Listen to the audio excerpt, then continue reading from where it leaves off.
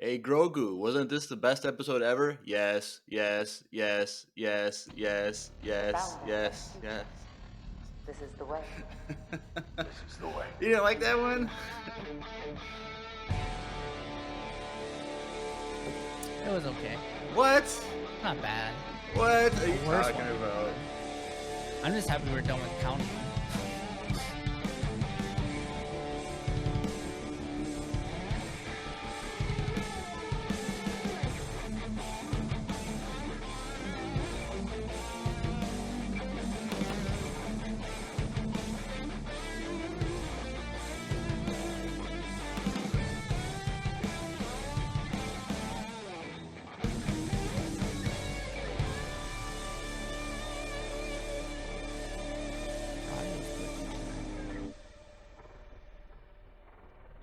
Hey everyone, welcome back to another Mandalorian-tastic episode of Empire Radio. I'm Jeremiah. I'm Drew. And we are back with The Mandalorian Season 3, Episode 7, Chapter 23, The Spies. And nobody knows who the spies are. No, it's supposed to be what's her name? Nobody knows. Who? Oh, like no one. Who are the spies? It's plural. Is the spy just the person we saw at the beginning of the episode? Was it one of the Mandalorians? Who's who? We don't know. It's a big debate. We'll find out next week though. Yeah, I think it has to do with her, and then there's definitely more. But anyway, and potentially the people that the armor took back to her ship. That's what I was thinking. But we'll talk about that later. But we're back. We just did all the celebration stuff. So if you haven't caught up on the podcast, we did Ahsoka trailer breakdown. We did news and announcements. And we did the Visions Volume 2 trailer breakdown. So if you still need to get caught up, you got plenty of time. Go check that out. Extra hours of entertainment from us. A lot of extra content, you guys. And if you didn't see our Ahsoka breakdown, had our old friend Andrew back from the Blast from the Past, the three amigos back together. So go check that out. It's a very long, one of our old, very long episodes like we did of Days of Old, where it was over 2.5 hours. Yeah, it was dope. Make sure you guys go like it. Just go over there if you've already listened to it. Go on YouTube and like the video so Andrew knows he's appreciated. Yeah, and he kind of already knows. And I started doing trailer reactions, so I have my trailer reactions now, along with Drew's. So go check that out. Go watch our reactions to Visions and Ahsoka. Yes. All right. Well, before we jump into this exciting episode, we should go over last week's Q&A. Real quick, we forgot to mention, I was going to ask you if this is real or not, but have you seen that picture going around of Rey pregnant? Yes. So that's real? It's supposed to be from the movie? No, it's not real. They haven't filmed anything. So it's fake? Because it's a meme that Force Ghost Kylo Ren knocked her up. It's not real. Oh, okay. Why would they have footage for that already? Hey, I don't know, man. And they're definitely not going to be having her clothes off to the side and her naked belly hanging out in the movie. Like, what? Come on, Drew. I feel dumb for thinking that was physically real. Everybody make fun of Drew in the comments. All right, I'm going to walk out. But last week, we didn't really have a episode-based Q&A, so we just had a fun one. Because last week, we had 3 famous actor cameos, or whatever you want to call them, in last week's episode, right? So my question was, what actor or actress would you like to see in Star Wars, and what character would you want them to play? So this might be the most answers we've gotten, 12. So Retta says, I would love to see more of the voice actors have cameos like Matt Lanner in Mando Season 2, especially Ashley Eckstein or Tia Searchar. And Tia Searchar is Sabine's voice actress. So that'd be cool to have cameos from voice actors. I would like that. That would be cool. Ain Zunza 15 says, I'm a fan of Leonardo DiCaprio, so I'd like to see him as a Star Wars character. But my God, was this episode terrible? Felt like a complete waste of time. Jeremiah is totally right about the episode. Yep. Okay. Yep. Nope. Thanks for the support. But yes, Leonardo DiCaprio would be a great. I want him. I would love for him to be, because he's always great. I don't want him to be good. I want him to be a villain. That would be the best for him to do, because I really think he's great. So that's a good. He Whoever costs you too are, much. join the Discord, because we're kind of like-minded. Like last week's episode was terrible. We want Leonardo DiCaprio. Join the Last Discord. episode was amazing. Aaliyah I says digress. Ethan Hawke playing Talon Cardy. I don't know if I know who that character is. Probably from a book or comic. Pizza says, oh my gosh, Adam Sandler as Thrawn. Charlie West. Are we related? I don't know Charlie West, but are we related? David Batista as Darth Bane and Keanu Reeves as Revan. I'm sorry, I do not want Batista in anything. You're a hater? I liked him as a wrestler as a child, but his acting is not it for me. All right, Nils T-Wart says, I don't know if I'm going to be able to pronounce this. He's probably, it says Najiro, but I'm assuming it's Nahiro Murakami as a spy person. Kiefer Sutherland as a cruel inquisitor, because I only see him as Jack Bauer. I want to see something else of his. Jack Bauer. Kiefer Sutherland would be kind of interesting. He would definitely be an Imperial somebody. Johan the Goat says Jim Parsons, so Sheldon Cooper from Big Bang Theory, as a kind of similar character as in the Big Bang Theory, maybe a rigid, by the book New Republic officer who would get along with Carson Teva and Zeb. I could see Sheldon as like a scientist cloner. Probably, I could maybe do that, or he could do like some sort of goofy character. I think like a really big personality. He could have been that guy from last week. I forget the actor's name. The black guy that didn't really listen to the New Republic officer, like in the desk, the office guy. He could have played him. Oh, from a few episodes ago. Yeah, a couple episodes. Oh, maybe yeah, it wasn't last. I just thought it was because the recap. I don't know why. Joseph, the best Star Wars fan, says Tom Cruise as the best X-Wing fighter pilot. Oh, I could see that. Garrett says Danny DeVito as a Mandalorian. Robert Downing Jr. as Thrawn. Christopher Walken as a Jedi. Joe Rogan as a New Republic officer.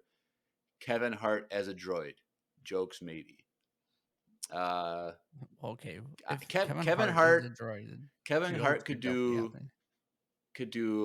like a animated. Ewok?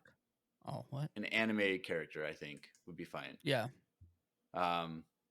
Nate Keeney says, I know I joked about this in the live stream, but I would love to see Steve Carell in a totally non-serious role. Maybe he could be Cyril Karn's boss with the galaxy's best boss mug. Addie says Paul Rudd could make a pretty good young Kanan Jarrus.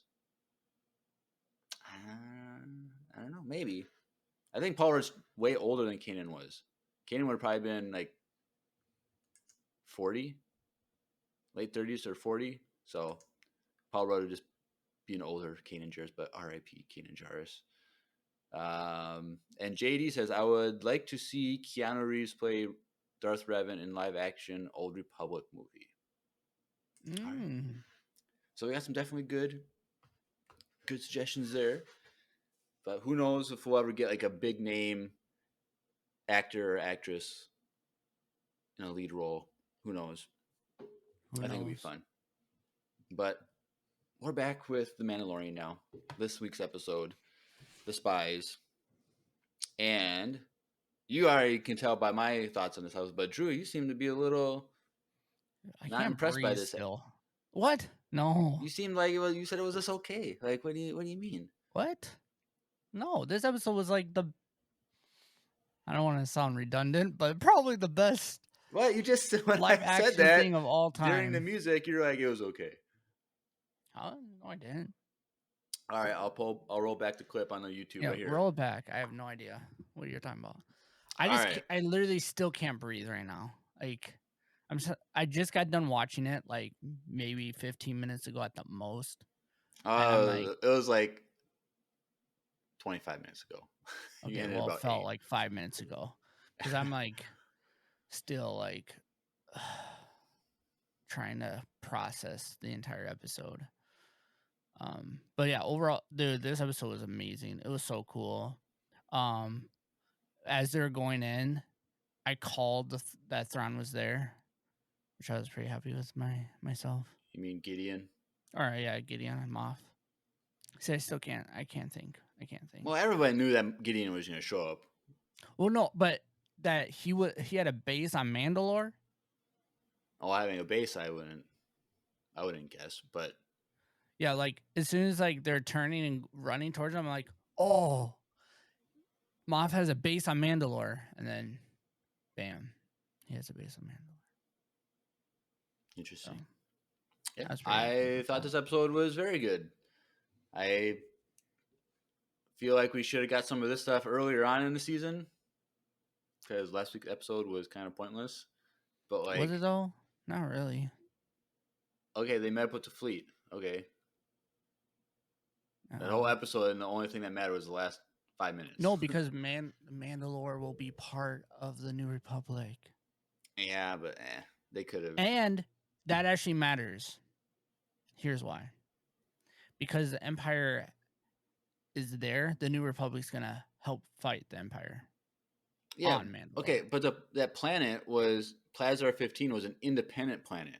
They don't get. Yeah, but he help. said no, but he said that he has a role, like he has people that he can to like they for can Mandalore to be another independent system, who would not have New Republic. I thought it was a New Republic. Oh, maybe you're right. No, maybe I'm wrong. It's an independent system, so Mandalore would not have any help from the New Republic. Mm. But technically now they're not technically an independent system yet, so yeah, I guess. I mean, I think they're coming. They're gonna. Well, I don't know. I feel like a lot of they this. have to because I know Carson Teva knows something's like, up. Start predicting stuff, yeah. But like, I don't think that this season New Republic's gonna help. You think it's gonna end like this? Like, what are we doing all next week? I don't know. There's gonna be a big battle and fights, and I think Thrawn's gonna show up next episode. Whether it's Jeremiah, he's either gonna show up and have Gideon killed because Gideon called to have him replaced as their leader. And if we don't get that, we're for sure gonna get a mid or end credit scene with Thrawn. Like, yeah, like whatever. I think what we're was gonna it? see Thrawn's face. It was like whatever Avengers movie or whatever. When at the end credit scene, Thrawn was like, "I'm just gonna do it myself," and he grabs the Infinity Gauntlet, puts it on, and goes out. Like, that's gonna be Thrawn. I'm just gonna take care of this myself, and he's gonna make himself public. But I don't know. So if he's gonna make himself public, then right now, currently in the timeline, then Ahsoka's happening right now. Could be. Because Ahsoka's like, I've heard rumblings of Thrawn becoming the new heir. I mean, he's gonna like go out and take action with the Imperial Remnant. I'm not saying like and get on the radio and broadcast to the whole galaxy. Hey, I'm alive. Not that. I just think he's gonna take control. Palpatine does that. Yeah, Palpatine is already, which they kind of mentioned and stuff about him in this episode. So it's like, there's so much good stuff in this episode. I'm so sad I can't watch it twice. I've been thinking, especially with the Ahsoka trailer that came out, and then this episode, like people wanted to. So like we have always had this thing. Okay, Disney was just making stuff up as they went with the movies, the sequel trilogy, and part of me wants to say that this has been a lot and more in the works longer than we thought, because Carrie Fisher died in 2016, which Yeah. was before episode 8 came out and episode 9, obviously. And so before episode 8 even came out, they knew they had to redo the whole entire story of how it was going to play out. Mm-hmm. And we have to understand that episode 9 came out the same time of Mando season 1. And so all these storylines with episode 9 with Palpatine coming back, the whole entire Mandalorian storyline is about all this stuff. There's a lot of cloning stuff that we think is Palpatine. Mhm. We think it's all this jazz. We have the Bad Batch stuff, which obviously is much later, like in our timeline of creating content.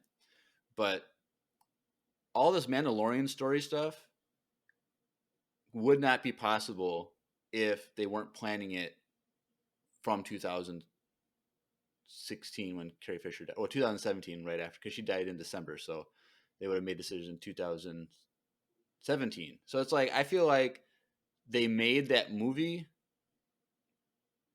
the 9th movie. Oh, nice. Yes. The 9th movie and the Mandalorian like mapped out into the long future. So it's like, yeah, That's potential. so like I can think see that. Definitely not 8. 8, they had no idea what they're doing.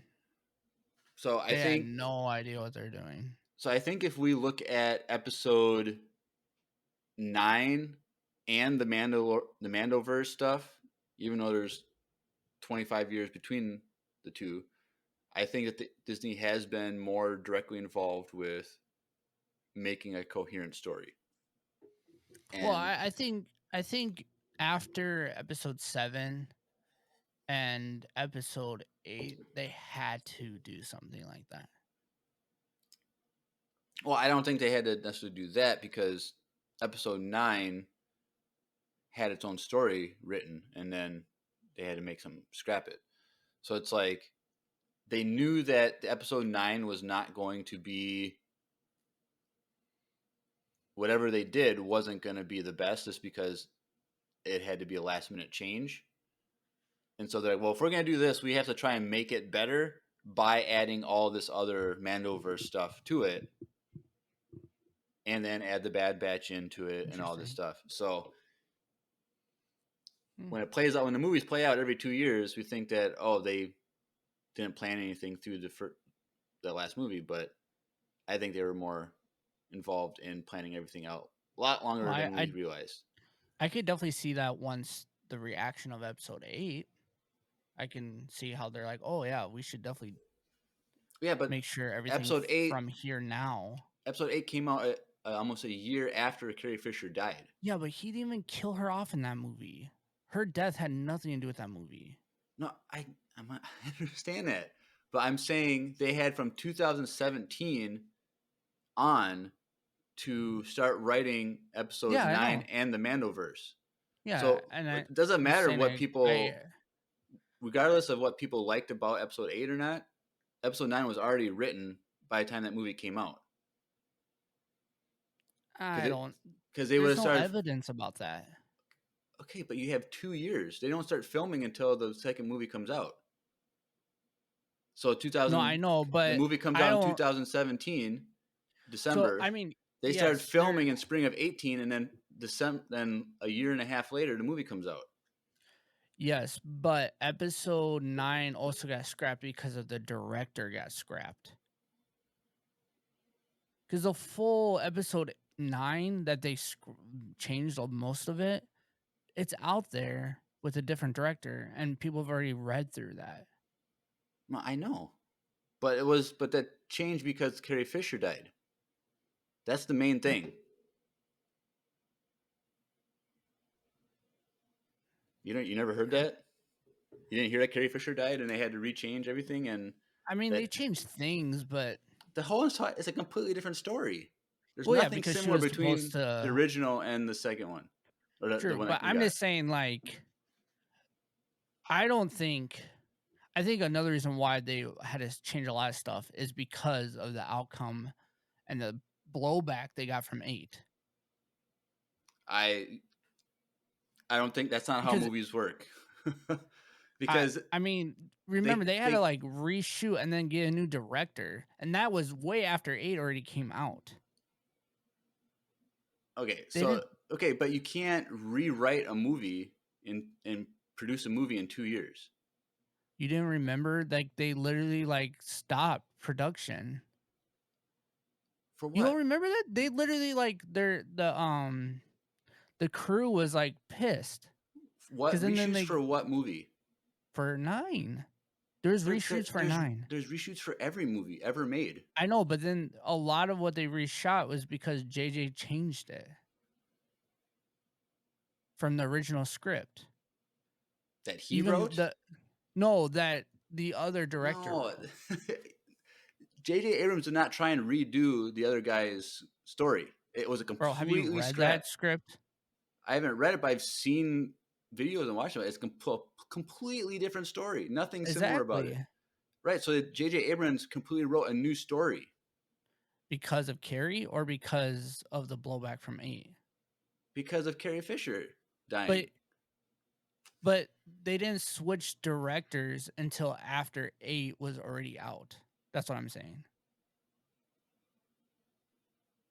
Which would have been before the movie even was written, or before it even was started in production. That's what I'm saying. I don't understand what you're saying. Because she already was dead.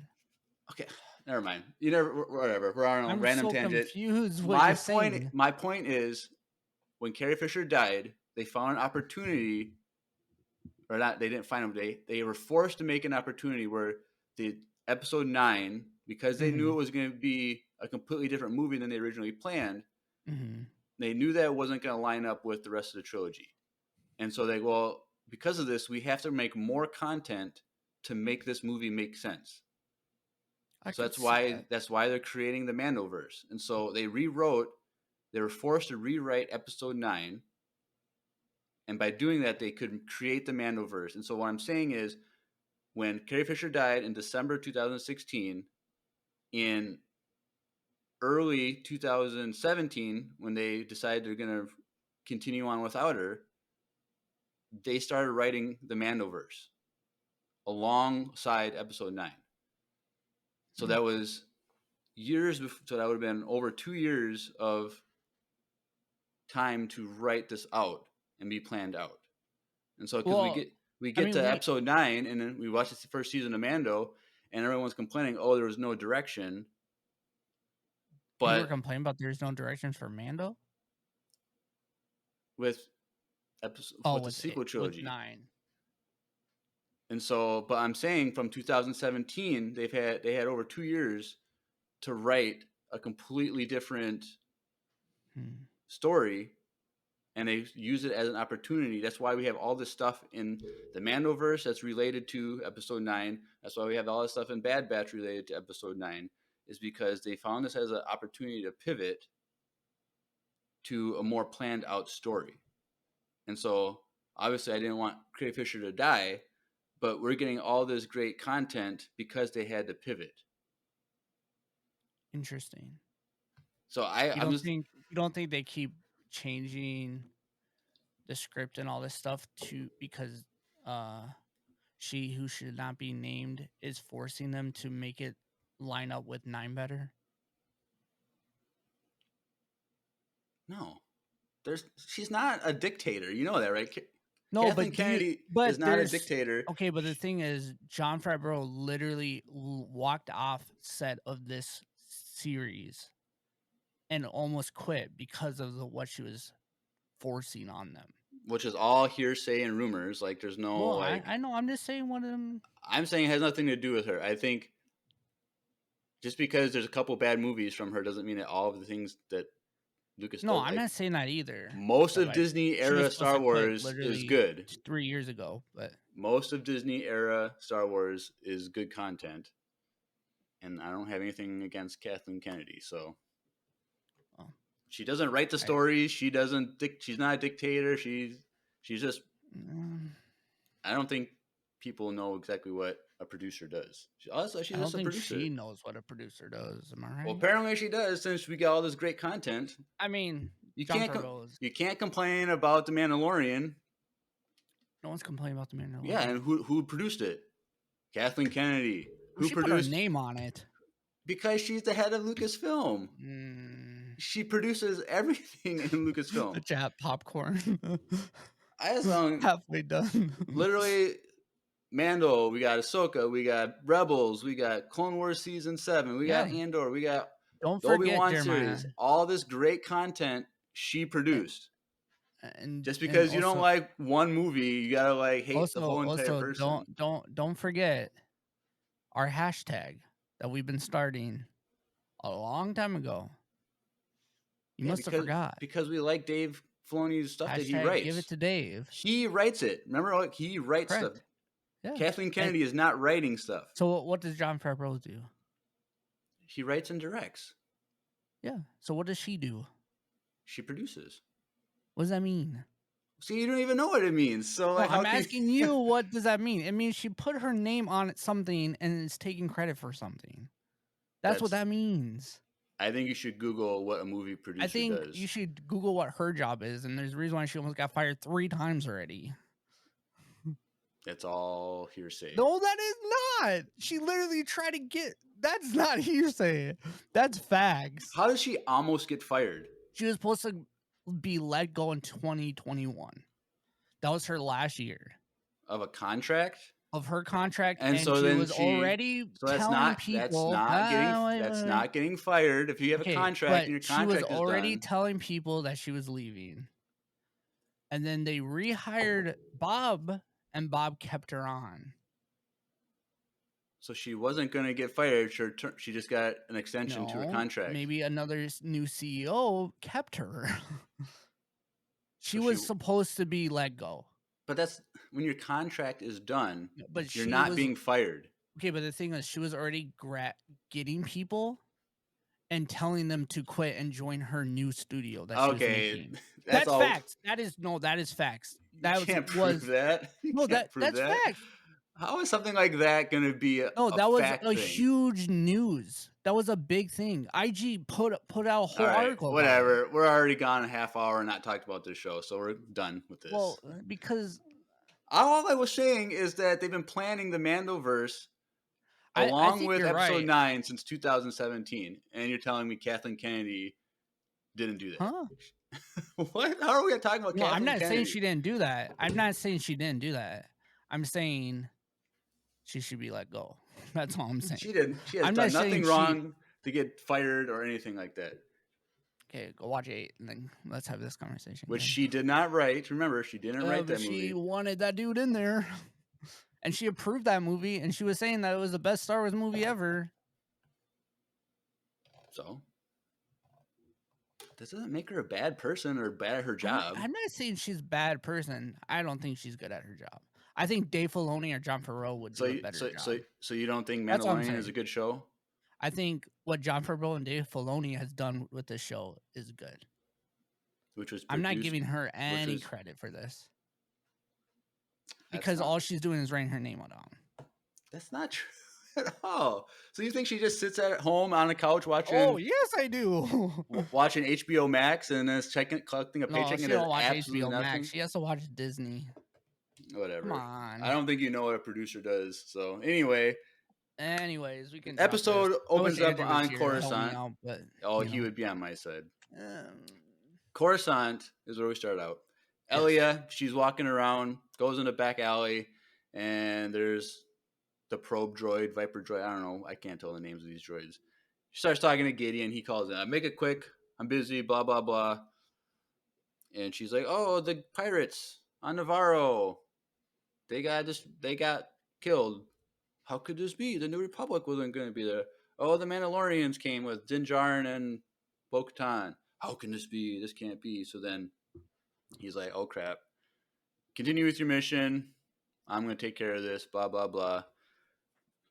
And so he goes and he walks through this path, and there's a bunch of these red laser shields. These weird... Do you think it was weird that that the probe droid didn't get caught at all? No, Really? that's their job, is to like sneak in and No, but out. it's so big. Yeah, I just thought it was like a little weird. it's hiding in an alley. It's probably like hiding behind a dumpster. Like, I'm not complaining and if about their someone sees choice. them, I it just thought shoots it was a them. little weird. Like, That's true. and it's at night, so if it's hiding during the day, and plus it's Yeah, but underground. It's do you think underground, they so were there's in no like? light. So Do it's you think always they were dark. in like 13, level 13? 1313? No, No, why is that? because 1313 is supposed to be like the worst part.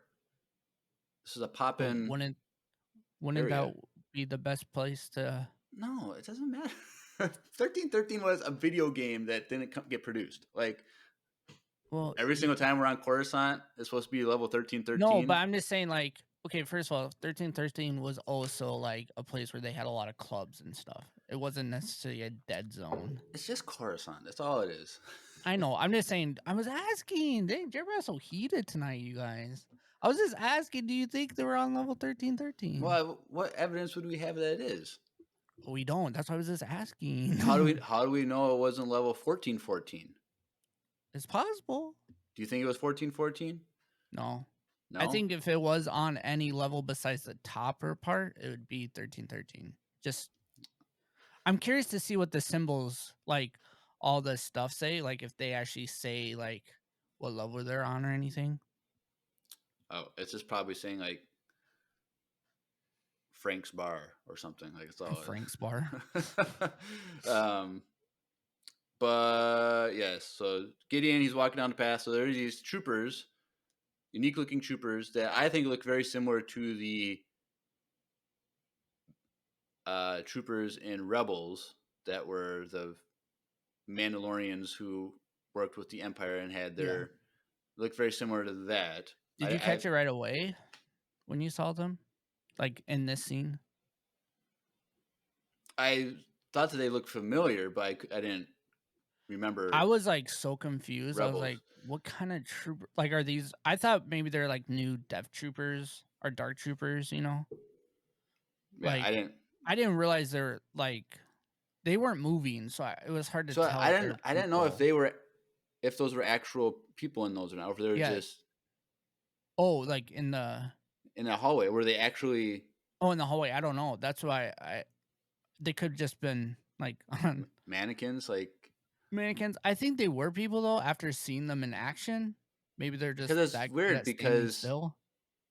Like, they're all sectioned off by those laser shields, so it's like, why? What is their job? Like, persons maybe they weren't. Maybe they were on mannequins to like show people I'm gonna walk them through. I don't know, or like keep them safe and protected so no one steals them. That might be it. Just under lock and key.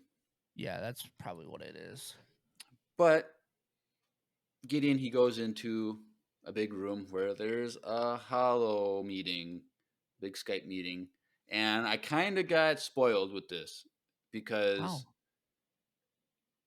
was it last night or something? I was watching this clips from Star Wars Celebration, and I was like, they're talking to Moff Gideon on the red carpet or whatever press spot, and he was just talking about things, and he's like, oh yeah, like he's talking about Thrawn and blah blah blah, and there's a reason why he's not there in the council.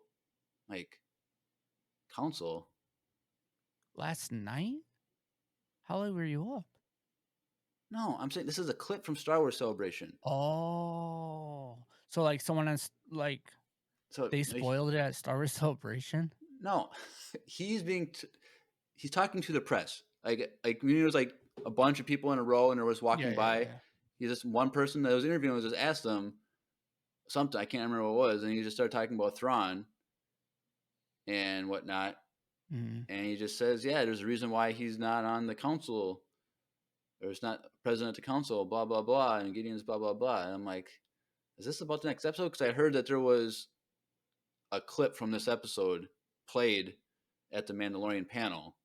Oh, it was probably this clip, then. And so then one YouTube channel that I followed who were there, they said it was that Holo meeting. And so Mm. I knew that there was just going to be this meeting of a Oh, that council, sucks. which I didn't have any context, but I just knew that Thrawn But wasn't going to still, be to there. know that about Thrawn and Moff, Right. that kind of does suck. So all these guys are former warlords from Imperial leadership. And so there's probably what, I don't know, like 8 of them there or something. And so we Something have like that. apparently they're called the Shadow Council, which makes sense because they're working in the shadows and they're a council, so it makes sense. And they're all they're all arguing about the direction of what they should be doing. One guy was like, "You need to stop messing with these trade routes because we're getting too much attention. You need to calm down, blah blah blah." And then one's like, "What are you doing with your funds, blah blah blah?" And like, "Oh, I need this stuff, blah blah blah." And they're just kind of arguing, debating. And so, Did you recognize any of them? well, Pelion is a name drop that we've heard in canon, not seen, but I believe he is in the Heir to the Empire trilogy. So that's a significant character for that. And then General Hux's father was the guy that had the Praetorian guards.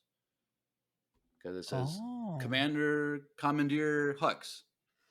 And so that's Hux's father from the sequel trilogy. Yeah. So, and apparently he's had a much bigger role in like comics and stuff. So Gotcha. he's more established. Which would make sense because these guards that he has were in episode 8. The same guards that were in episode I feel like these in this episode, these guards were like, yes, they're Praetorian guards, but I feel like they're somewhat related to the guards that we have in the original trilogy. They're all in the red capes. they're a little bit mix of both. Yeah, because I don't remember there being capes in episode 8. Capes. In episode 8, they had capes. Yeah. So because like they had capes I'm here. pretty sure they did because I think someone was talking about how one of their capes would have caught on fire. I don't remember. I don't know, Chat, but I felt like out. Why am I looking this up? I felt like they were like halfway between the original. Yeah, they trilogy. looked a little mixed. One of them looked like they almost had like a Mandalorian, like a T visor on. Right. Which I was like, well, it's kind of cool looking. So anyway, so Gideon, he pops in and he's like, "You guys have no idea what's going on." He's like, basically, he seems like he's in charge. He might be like second in command, like Thrawn's the top, and then Gideon's underneath him. But none of them trust Thrawn. Like only whatever that guy that was repping Thrawn. Well, I think it was just because, yes, they're kind of not happy with Thrawn's leadership, but it's just because he hasn't shown up at all. He's not really showing up. He's just kind of not there. So I'm sure they've all seen him on a holo message before, like in a group up message like this. But like he's just very rarely there, and so some people they're talking about other projects and funding and stuff, and so we hear Project Necromancy. I can't remember which form of the word, but that's necro has to do with dead bodies, and so that's in reference to, we're assuming, Palpatine's cloning process, getting a new body. So I'm guessing that's what that means. And so then that was kind of like, okay, it's all tying in, and there's reference to cloning, and the Hux was like, "We heard that you're doing your own cloning stuff on Navarro," and they, I wasn't me. You're the one that's obsessed with cloning, blah blah blah. And so later on in the episode, we find out more information about what the cloning is. So she's finally got some answers, which Gideon's cloning has nothing to do with Project Necromancy with Palpatine, which is interesting. So yeah, because he seems to be wanting to clone Force sensitive people who are wearing Mandalorian armor. That's what I'm guessing it seemed to be, because he's like, everyone has great things and I'm just going to take them all and put them into one. And so it's Force sensitive dark troopers, which is I'm guessing is his thing. So in this meeting then, Gideon's like, well, I think Thrawn sucks, so we need a new leader, and other people. How cool would it have been if Thrawn would have popped up when he was talking smack?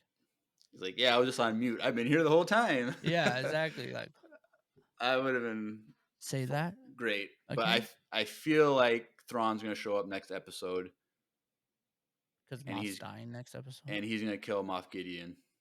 He's gonna kill Moff. Or he's gonna at least order his fleet to shoot down Gideon's ship or something.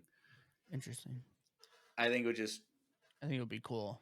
a better I'm story down for that. because if with the Ahsoka series coming out in 4 months, it's gonna be all Thrawn, and so he's gonna kind of be stepping up his game to be like leading what's going So on. we're So definitely gonna see Thrawn a lot in the Ahsoka show. Is that what you're saying? I think we are.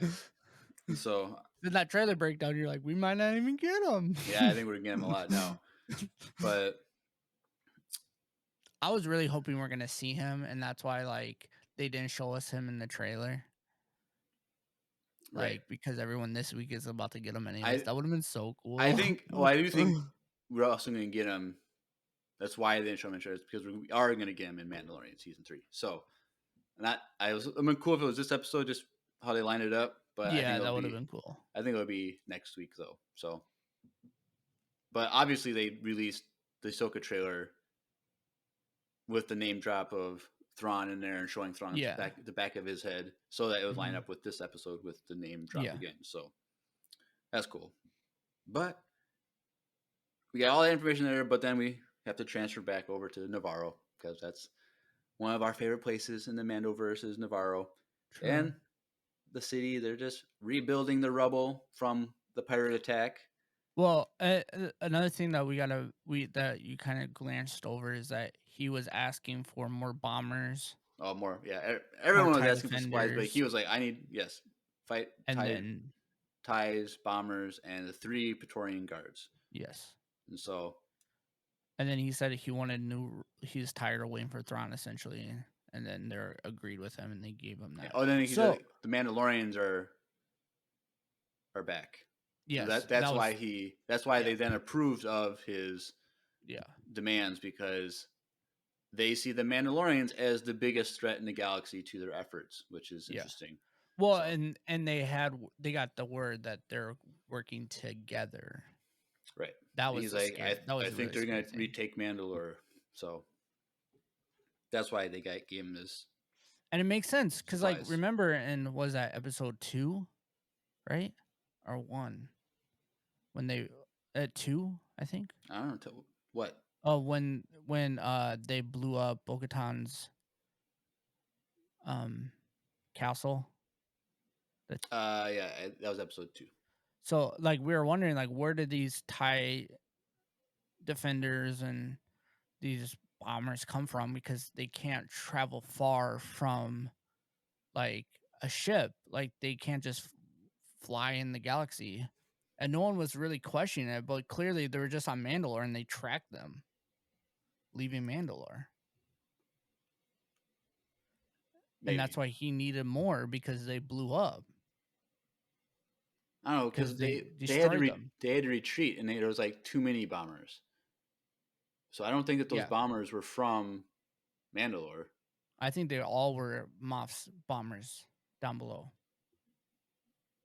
Because I don't think they realized that she was there on that moon. And I get what you're saying, but like, he only in this episode they only had like 10 or 15. I think that's ships. Just all what we could see. Those bombers that showed up when they destroyed her castle, there was like 30 of them.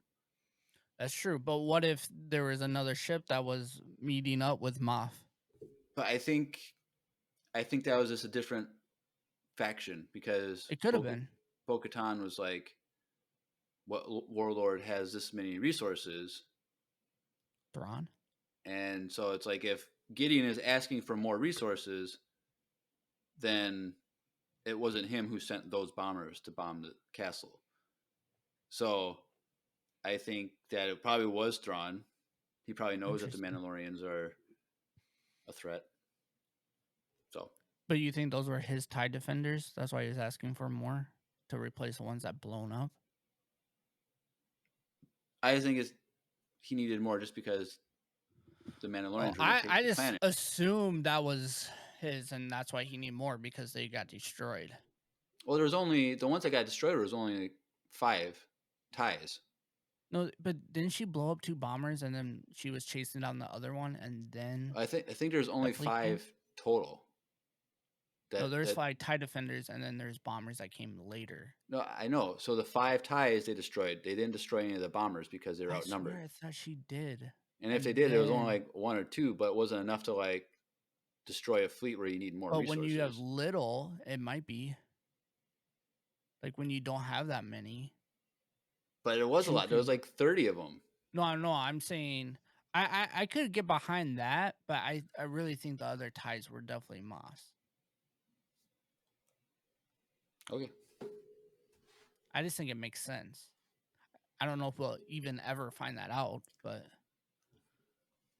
So anyway, Navarro, they're rebuilding the city, and the Mandalorian fleet arrives, and they have their big giant light cruiser flying over the city with a big giant red mythosaur painted on the bottom, which was really cool. it was so cool.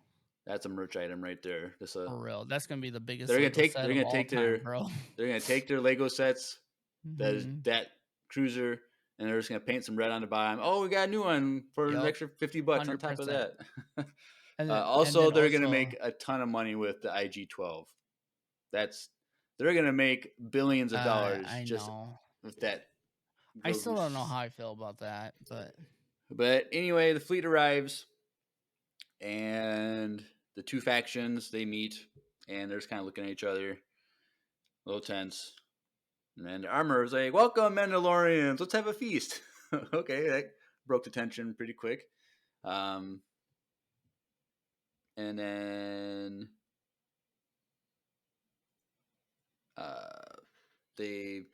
while they're separating after like, okay, to get ready for the feast, Din talks to Grief Karga, gives him some fancy space wine, and like, but I got something else for you. And it's the IG-11 droid walking in. I'm like, okay, cool. It's a little janky walking though. Like the Anzillian did a terrible job, but it was just because an Anzillian was driving it. Like what's the Babu was driving it. what's the name of that from the anime? The Gundam. It was like a Gundam. Yeah. And so Gundam or I don't know, any. And so Din is like not happy with the results at all. Yeah. But then the Anzillian jumps out, and not Moff Gideon, Magistrate Karga puts, to see if Grogu fits in here. Oh, hey, he perfectly fits. Yeah. And Grogu starts pushing buttons and talking yes and no, walking around. So I guess he is talking. Is that what Dave Filoni meant when he's going to be talking? Like, probably. Did you like that? At first, IG-12? I thought it was stupid. Mm. But then when Grogu stepped in and stopped the 2 Mandos from fighting and yelled at him, I'm like, all right, this is kind of cool. That's true. It also frees up Din to like not have this ball and chain of a kid. Like, yeah, I always have to hold this kid while he's fighting off a million whatever. Like, at least this way now, Grogu can run around. He's only going to get better. Like, I feel that as he learns to do it, he's going to be just as mobile as IG-11 would have been. Now, weapons-wise, how is this going to play out? I have no idea. Like, well, the thing is, like, I don't think he has any weapons on him right now. No, because IG just used single weapon, like loose weapons that he had to pick up and use. So it's like it's not like a B2 super battle droid where it's built into his arm or anything. So we don't know if he's going to get a gun that he can use or use weapons or what. But right now, he's just learning to walk and run around. So that's cool. So at first, like I said, I thought it was kind of corny, but then the more I think about it, it's kind of funny. And then as it's going to make it, I think. Yeah, that's how I felt too. At first, I'm like, this is dumb. I wanted IG-11. Like when he started walking, I'm like, yay, they fixed him. I was super happy. And then they didn't fix him. And then Grogu got in there and started talking. I'm like, oh, this is kind of weird. Like, I don't know how I feel about it. But then throughout the episode, it makes sense. Like you said, like he's not tied to Grogu in a ball. Is he okay? Like he can visually see him running around and stuff. So I don't. Yeah, I think it's gonna work. They had to figure out a way to keep Grogu next to Den, but also make him functional. Right. So we'll see how it all plays out. We probably won't see a lot of it until next season. I think we'll see a lot next episode. I think it's just gonna be a quick continuation of last episode. So I don't think Grogu's gonna have more ability with it. I think No, but he might like pick up weapons that fall on the ground and just does the spinning thing. That'd be cool. Maybe. We'll see. Time will tell, which is next week, which is the finale next week. Can you believe it? We're almost done. But Well, I was glad that this episode was long. That just means next week is going to be like 35 minutes or something. I hope you're wrong. I hope next week is even longer. Don't get your hopes up. I know. I'm not. But yes, so then Grogu's just walking through the town, tries to steal some food. That doesn't go well, blah, blah, blah. But then we get to the big Bo-Katan speech, which was a good moment where she's like, all right, everybody, stop eating all your Navarro dragon that they killed, which is funny. Dragon. It's like, we need to go take the fleet and go take Mandalore back, blah, blah, blah. And we need to do some recon to make sure it's safe. We need some people to volunteer from both sides. I'm like, this is good, Bo. You're appealing to both sides because you really want to unify everybody. And so then Din and Grogu are first to volunteer, and then people from both sides start, I'll go. I'm like, this is a good moment. I liked it. And I liked it. And then the armorer said, I'm going. That surprised me. So I was like, all right. A lot of people. She had jetpack on? She did. I saw that. It was a little tiny thing, too. Uh-huh. I was really hoping to see her really stretch her legs and use more than just her hammer. Her hammer. And clip thing, whatever it is, pincer thing. But a lot of people are worried about her, that she might be the spy. Ooh. And so that would be either she's the spy or the pirate Mandos that they found are the spies. I'm leaning more towards the pirate Mandos. Do, because they knew where to go. It's like they led them to the troopers, led them down into the thing. And they haven't been there the whole since, or anytime anyone goes in there, they die. And also, they've been surviving this entire time and not seen any of the Empire go there. Yeah, and then doesn't really make any sense. And then they sent the sick people into the fleet. With the armor. I think the armor, if she's not bad, she's dying this next week. Oh, I don't know about that. I'm just afraid that she's gonna get captured and they're gonna take her helmet off, and then she's gonna die with the helmet off. Like, I'm gonna feel sad. Oh, dude, I was afraid that Moff was gonna take Din's off. Yeah, I definitely thought that was gonna happen. Which it still might happen, but I thought that was gonna happen then and there. I was like, what? That would have been so crazy. Right. So they arrive on the Mandalorian, and I really liked the angle that they showed when the fleet exited hyperspace. No matter how people exit hyperspace, I always love it. But seeing it from this angle was an angle we'd never seen before, and it was just cool how they arrived. And so, you think they had any tea on board? Or any coffee? They probably took a couple of shots of espresso before. I was saving this until the meal when Bo-Katan talked about surrender. But I guess we might as well play. But yes, a fleet that big was that many people. They had to have at least some coffee drinkers and tea drinkers.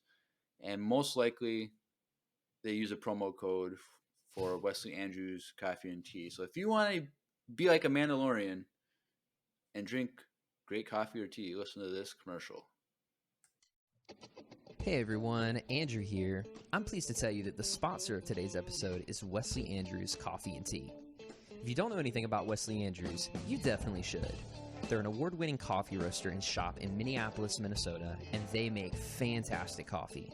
The awesome thing is that whether you live in the Twin Cities or not, you can get their coffee beans delivered straight to your door by ordering them online. They even have a subscription service that ensures you never run out of amazing coffee. If you've been looking for some new coffee to try or a way to elevate your normal coffee routine, now's your chance. Head over to wesleyandrews.cc, use the code Empire Radio, that's with a capital E and a capital R with no space at checkout, to get 15% off your first purchase of any bags of coffee or a coffee subscription. I can't think of a better deal. Get 15% off some great coffee, support a small business, and support your favorite Star Wars podcast. In the words of Emperor Palpatine, do it.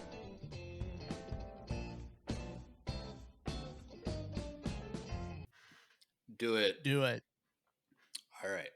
So they started going to the surface, and so one, I didn't realize that the gauntlets. I should have remembered this from when they saved Navarro from the pirates, but the gauntlets are a lot bigger than I realized. I didn't think they could they're fit that pretty big. many people, and I'm like, this the one little ship is going down, and they're supposed to bring like the whole group of people that volunteered. So I guess we don't. Ships are always bigger than I realize. Kind of like I think. Have you seen the images of like what Star Wars ships would look like on Earth? I have seen the like Star Destroyers and stuff like that. Yeah, they're pretty big. Yeah. But like, I'm pretty sure the Millennium Falcon that we have at Galaxy's Edge, which is supposed to be like life size, I think is like a third of the size of the actual thing. Because It was huge, bro. Have you seen it? I know I haven't seen it. I've seen pictures of it, but I'm thinking that it's actually bigger in Star Wars than it is. Well, as Star the Wars thing about at it Galaxy's is that Edge. half of it's inside of the ride, so you can't really see all of it in the images. So like when you're waiting for the ride, you're going through it, and then you go on top of another part, and it's like the overview of it, like the tail of it is actually sticking into the ride. It's pretty big, dude. I don't know. Maybe someday if they build a Galaxy's Edge here, I'll go.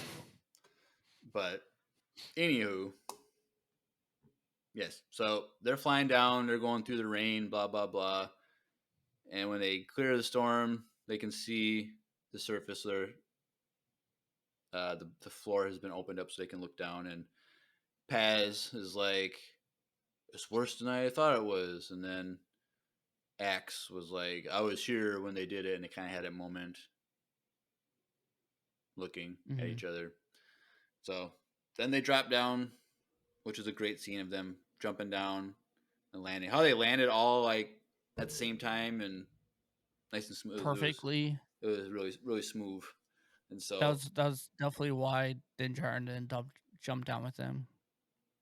Because every time that boy lands, he always fumbles his landings a little bit. I don't know. Usually when he has to do that, it's because he's been like thrown. And That's he's true. That's fair. He's like running away. I don't think have we seen him jump out of a vehicle, of a ship? Not Other like than that. I guess when he had to get to N1 and save Oh Bo-Katan. yeah, he actually flew. But even then, he like kind But of that was because he had to like run afterwards. go faster. Like he couldn't like do Yeah, a proper that's thing true. because he been shot. It just looked really cool. Yeah. It looked amazing because they looked like they've been working together forever. Like Yeah. it was pretty in sync. So they quick scan, see no threats. Like, all right, you can land. So they land, and they kind of go with some recon. All right, we're gonna go in this direction. Blah blah blah. So they're just walking, and it was this cool scene where they're like in pairs walking across the tundra of Mandalore, and The diamonds of Mandalore, the crystals. yes, the green crystallized ground. And then Din looks off in the distance, like, stop, something straight ahead, blah blah blah. I'm like, what is this? and you're looking, you're watching, and you're like, what is this coming out? Like, I didn't know what it was. I thought it was a monster. Monster. I thought, was it Imperials already there coming in to attack? I didn't know what was going on. And then it's like this big glider, skidder, whatever they're called, ship with like flags, like big like wind sail flags on it, like they're like closed, and they stop way off in the distance. And they're like, "Do you have food?" Which is a funny thing you weren't expecting. And Bo-Katan's like, "Yes, we do." Blah blah blah, and she says something. They yell something else. I was like, "Oh, you have the night owl symbol. Symbol." He's like, "Yeah." No, your voice sounds like Lady Bo-Katan Kryze. Well, that's me. And then 3 guys jetpack off, land, and take after helmets. And they're like, Lady Bo-Katan, we knew you wouldn't forget us. We failed, but our blasters are still with you, or whatever they said. And so they were followers of Bo-Katan during the Purge. And they're like, we knew you didn't abandon us. And so then they joined this group of pirate Mandalorians that survived on the surface and stuff, which was supposedly survived on the surface. We don't know for sure. No. But they meet up, and I thought that ship was cool, whatever that is. What do you want to call it? It was pretty cool. Land, speeder, skidder, whatever, pirate ship thing. I thought it was cool. And so they all gather together and eat dinner together, and Bo-Katan tells the story of what happened that we finally got the answers to. How Moff Gideon got the Darksaber. So her team, her followers, thought that she never surrendered. Like, oh, we never surrendered. We're still fighting, blah, blah, blah.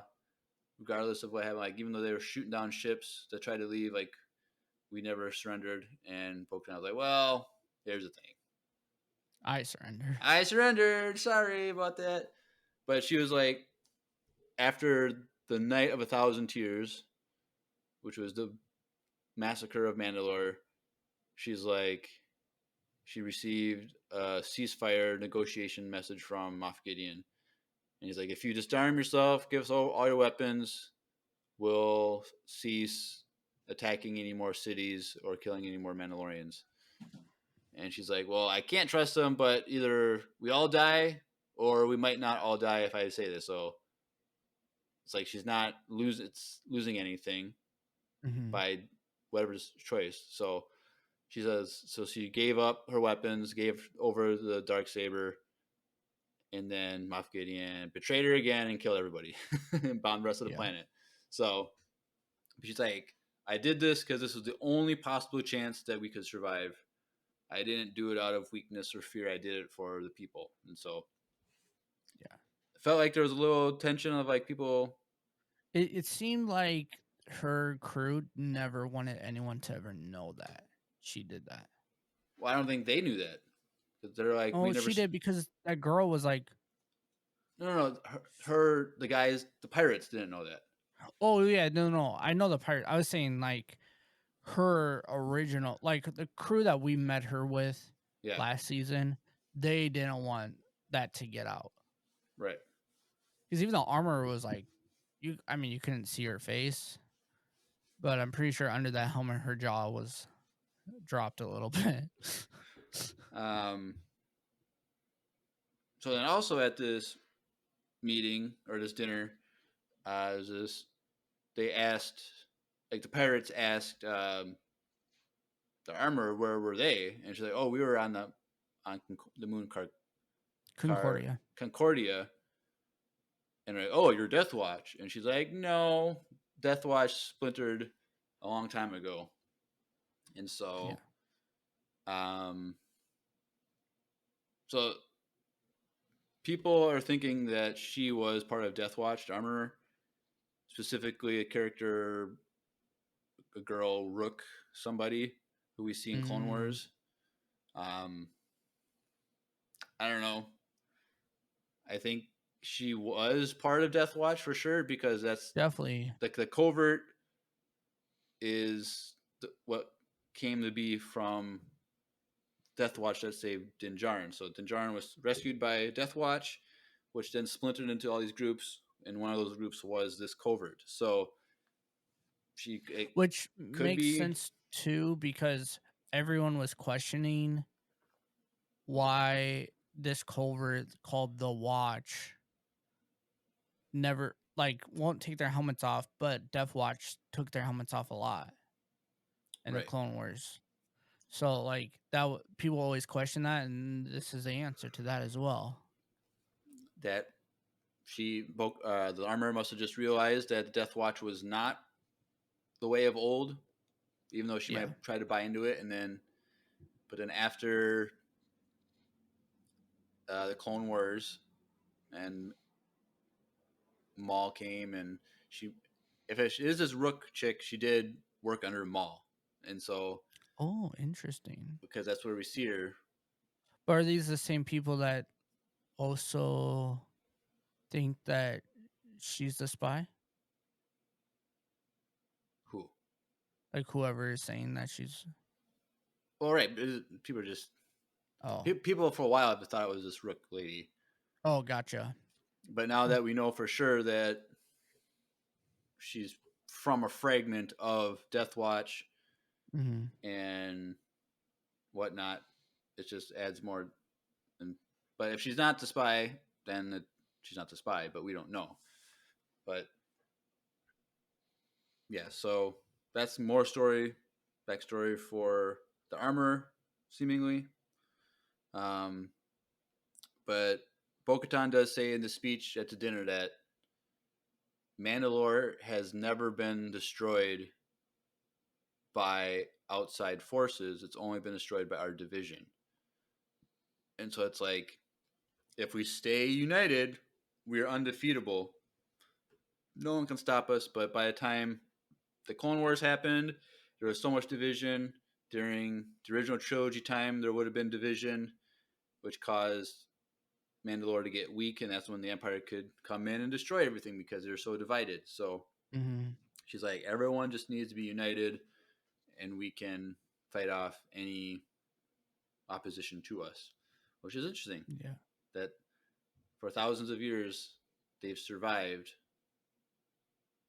but only when they are not together, that's when they get weak and have to rebuild. So, just interesting. Then after this, Bo-Katan and Din have a discussion about unity, and Din is like, I never cared about that saber. Like, I don't care about that. Well, like, okay, like now. Well, and he also said that his group, like, they didn't even mention it or care about that. Yeah, the covert doesn't care. Yeah, which is weird because Heavy Mandal fought him in Boca Boba for it. No, because the Watch are supposed to be the most faithful to the old ways. And so you would think that they would that's before that part of the old ways.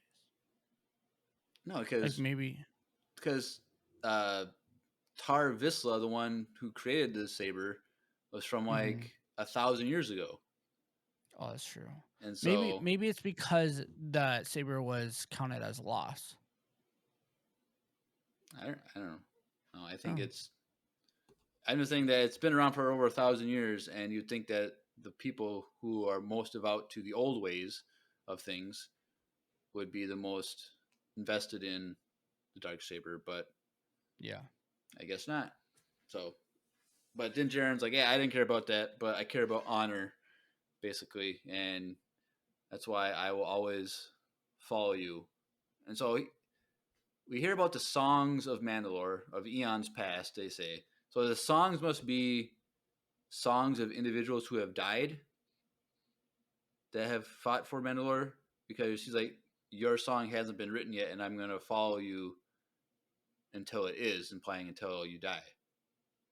Which is interesting that Din isn't going to go back to bounty hunting anytime soon because he's following Bo-Katan, so, which is interesting. And so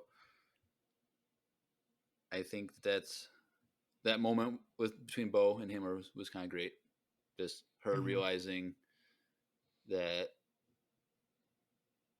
for some it's the saber that matters, for others it's honor that matters, and she has to cater to both sides. She has to be like a well-rounded leader. She can't just do one style, one thing, focus on one group. She has to be a leader for all the people. And if she's trying to unite Mandalore, she has to see that in herself. And so, yeah. So then we learn that there are some sick pirates, basically, sick Mando pirates that can't fight, can't go on. And they're like, well, people who are sick, we'll send you up to the fleet to get medical help. But if the rest of you who are able-bodied, you can continue with us to the Forges of Mandalore. And when we get there, we're going to set up a base and a perimeter and keep us safe there and get that forge going again. And so they split ways. One group continues on to the forge. The other group, led by the armor, she flew the gauntlet up with the sick to the fleet. And I thought when she was flying through up there, like when she was going to get through the clouds, that the fleet was going to be destroyed. I thought the Empire was going to already be there. Oh. So my heart was racing so hard. I'm like, she's going to get there. The fleet's going to be dead. The whole time I was like, oh, these guys are going to stab her in the back. Like they're going to kill her right now. No. Like, I was like. After she made that call, I was like, oh, she's going to die. And then they're going to get in there and just cause chaos. I was like, because the whole thing is there's no communication. Mm-hmm. And I was like, she's going to get up there. The Empire's remnants are going to be there. They already destroyed the entire fleet, and she's by herself. Like, I thought crazy. I was so scared. Because the thing is about that, too, is like all the main characters from the Mandalorians, besides the kids, which there probably aren't even on these ships. The kids? Are, huh? You said the kids aren't? Yeah, like the foundlings and stuff. Oh, they're there. They all left. They're on those ships? They all left Navarro because they're all going to go back to Mandalore. Oh, so I think there's then. Did you see that one kid though? They had that fake helmet on. Yeah, have a helmet. It was like a. They don't have enough pass car. I'm saying it wasn't even that. It was just not old enough to take the creed. That too. And it was like a fake cardboard helmet or fabric cardboard helmet. It's like a leather helmet almost. Something like that. Yeah, I thought it was.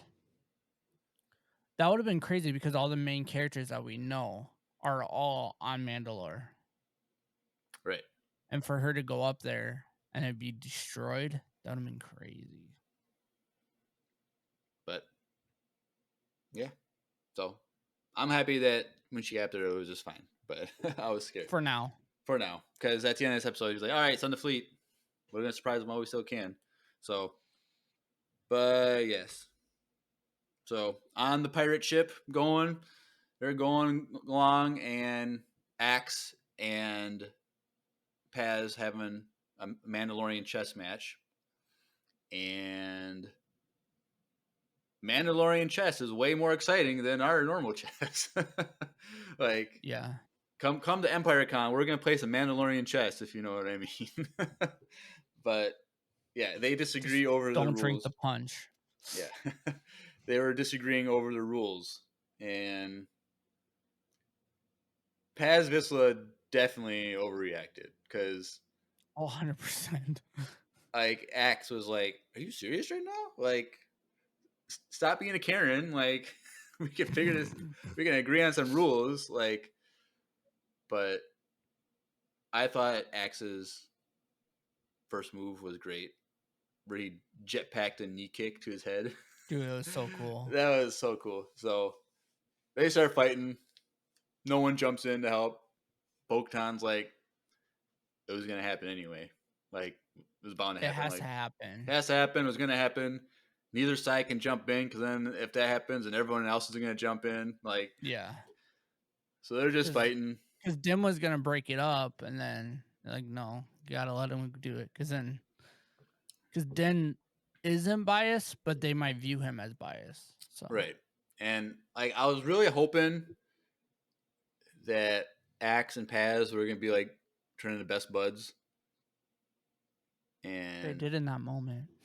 Maybe, but I was sad that later on when they couldn't become good partners in crime together. But anyway, they're fighting, and in the middle of the fight, Grogu in his Gundam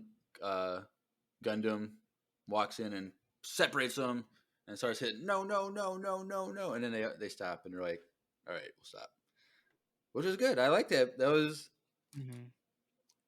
that might be one of my favorite Grogu moments. That was pretty cool. Him stepping in, stopping it, and Bo-Katan's like said to Din, "Oh, you trained him well." I was like, I didn't teach him that. So is that a Luke thing? Is that a Jedi thing? I think that's what it was Or hinting at. something that he learned when he was at the Jedi Temple? I don't know, but Yeah. like, I just realized we glossed over the Din and Bo-Katan's conversation. No, you didn't. About the Darksaber discussion? About how she was gonna, like, he said that, like, he honored her as... Yeah, we talked about that. Oh, and how it felt like a love conversation. A love conversation? Bro, you cannot... No. Bro, they are in No. love. No. Gosh dang it. They are, dude. A guy and a girl can be friends and not be romantic. No. Like, No, gosh. they are.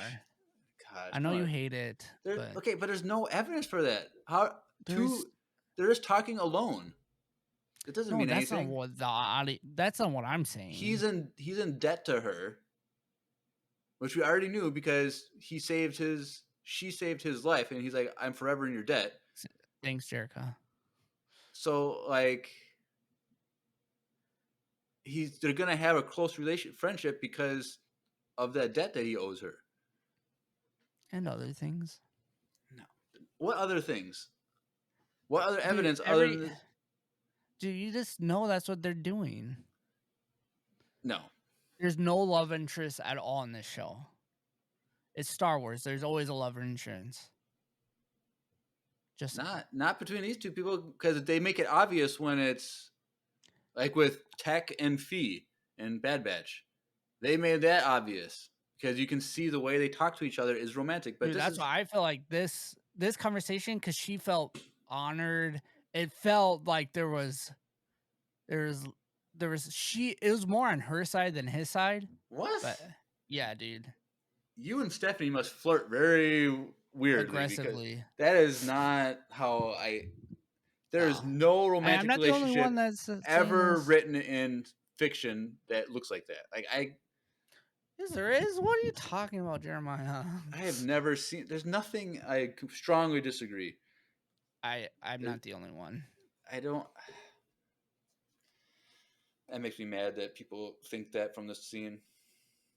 I think it's more of the way, because she felt like honored that he said that, and because of that she's gonna become more willing to open up to him. Maybe she just has her love language is words of affirmation, but that's not a romantic thing. Love languages is a universal thing of all relationships. Like, she would want that in any friendship, any relationship, whether it's a friendship, romantic, or military. Like, she wants words of affirmation because she's failed the Mandalorians. She felt that she failed. No, you're not wrong. I'm not saying what you're saying is wrong. So when he says, "I'd follow you," I could feel the love in the air. No, and I'm not the only one. Gosh. And I know that other people have been saying this all week, or like throughout these last few episodes.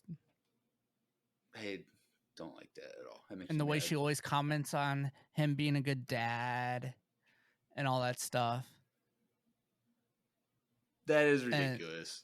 And it's not, Jeremiah. So if you're if someone compliments you being a good parent, that means that they want to marry you. Like, if you're a single parent, that doesn't. It's a little bit different. Or maybe a single parent needs more affirmation as. Or maybe Grogu needs a mom.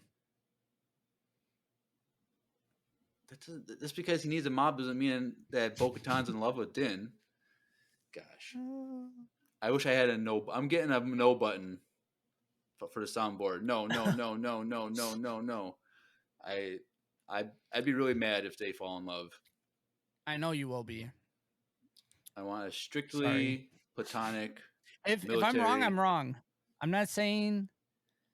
I'm just saying I Yeah. can feel it. Will has it. I'd rather have Pelly and Din become a couple because she's talked about her failed relationships with him. It would make more sense if they fell in love and got married. Thank you, Will, for bringing that up in the chat. Pelly, the mechanic, and Din Djarin are more likely than Din and Bo-Katan, based on evidence. Pelly's way older than him. That doesn't matter. Which also, I mean, if the time is correct, Bo-Katan's way older than Din too. But oh yeah, I digress. She's probably knocking on 50, even though she doesn't look like that. But or maybe she's over 50. I forget how old she is. I think she's older than 50, dude. If she's like pushing 60. Well, she's probably mid-20s in Clone Wars, so plus another 25 years. No, wasn't she 17 in Clone Wars? I thought we figured that out last week or 2 weeks ago. No, I don't think we determined that. I know that because Ahsoka is 17 at the end of the Clone Wars, and she's way older than Ahsoka. And also, if Satine, her sister, who was in love with Obi-Wan, how old was he at the end of Clone Wars? So if she's... Well, they don't have to be the same age. No, I'm saying Satine would be a younger sister, but it's not going to be like 20 years younger. Because there's 15 years between Anakin and Obi-Wan or something like that. Mm-hmm. And so that means... Let's say she's Anakin's age. She's probably Anakin's age or a little bit older. Yeah. So she's Grogu's age. 50-something. Yeah, that's what we just said. She's probably like around 55, 57. Not 57. No, 50 to 55. That's what it is. Grogu might be 57 right now.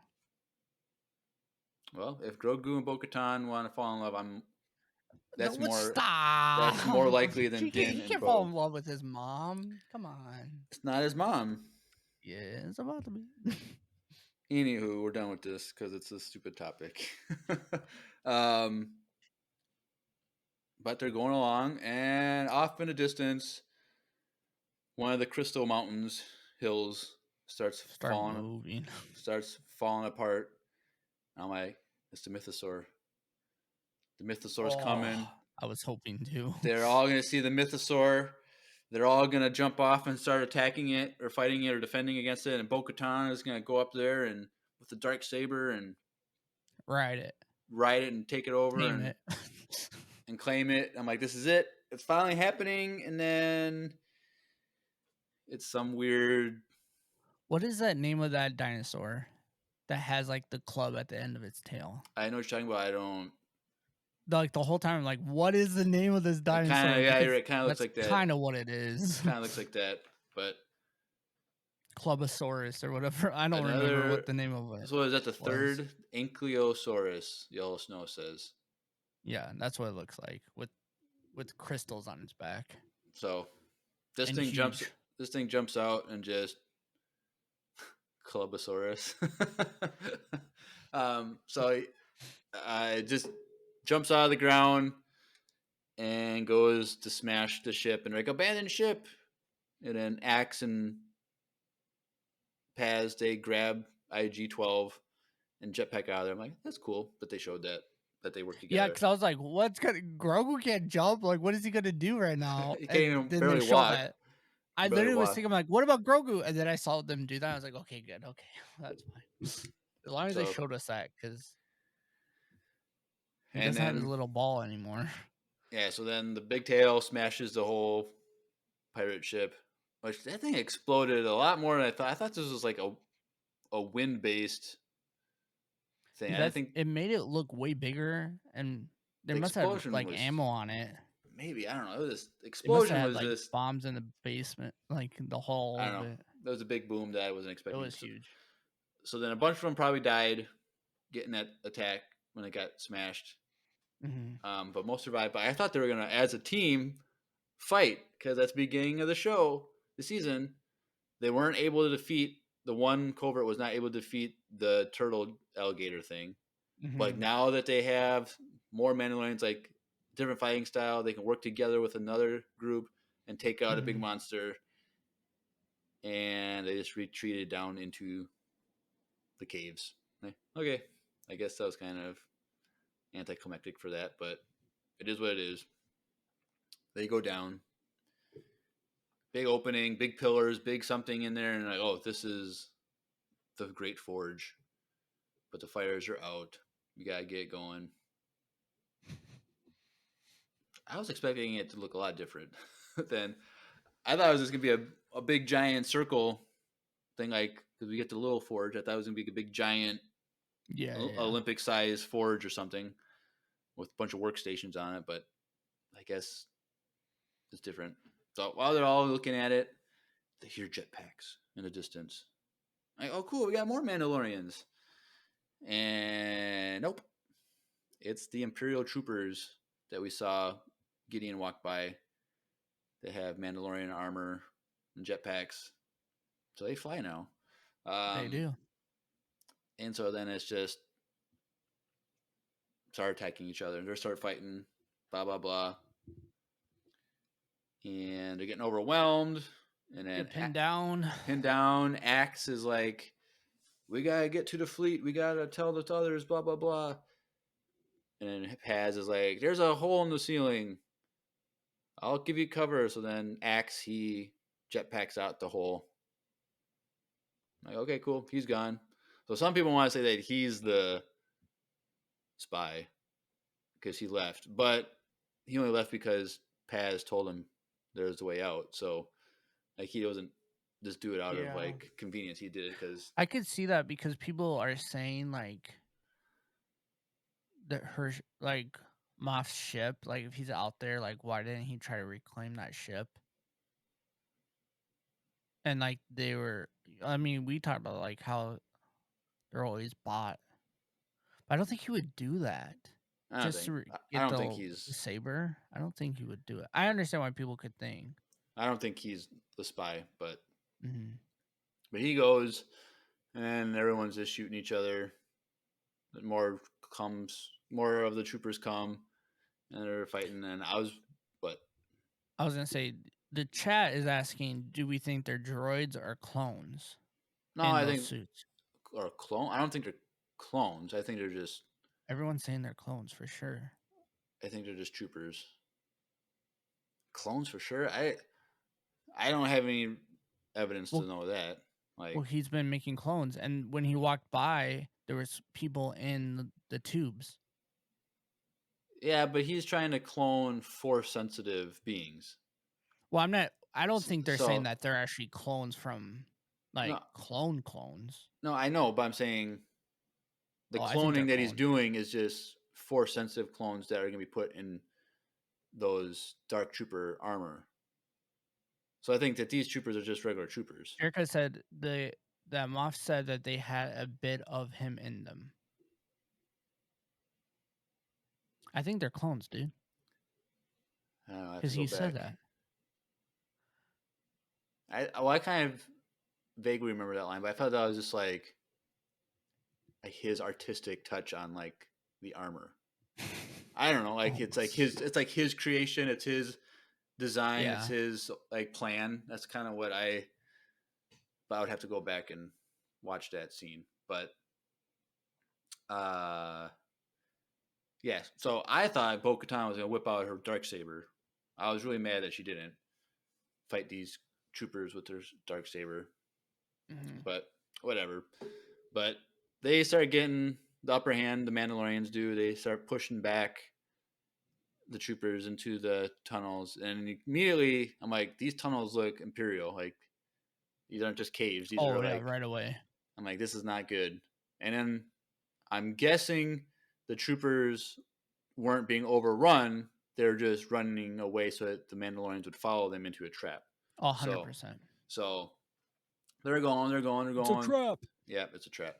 So they get to the end of the tunnel, and it's a big military facility hangar area with a hangar with like TIE fighters and bombers and stuff. And I'm like, this is not good. door behind him closes, then another door closes, and they get separated.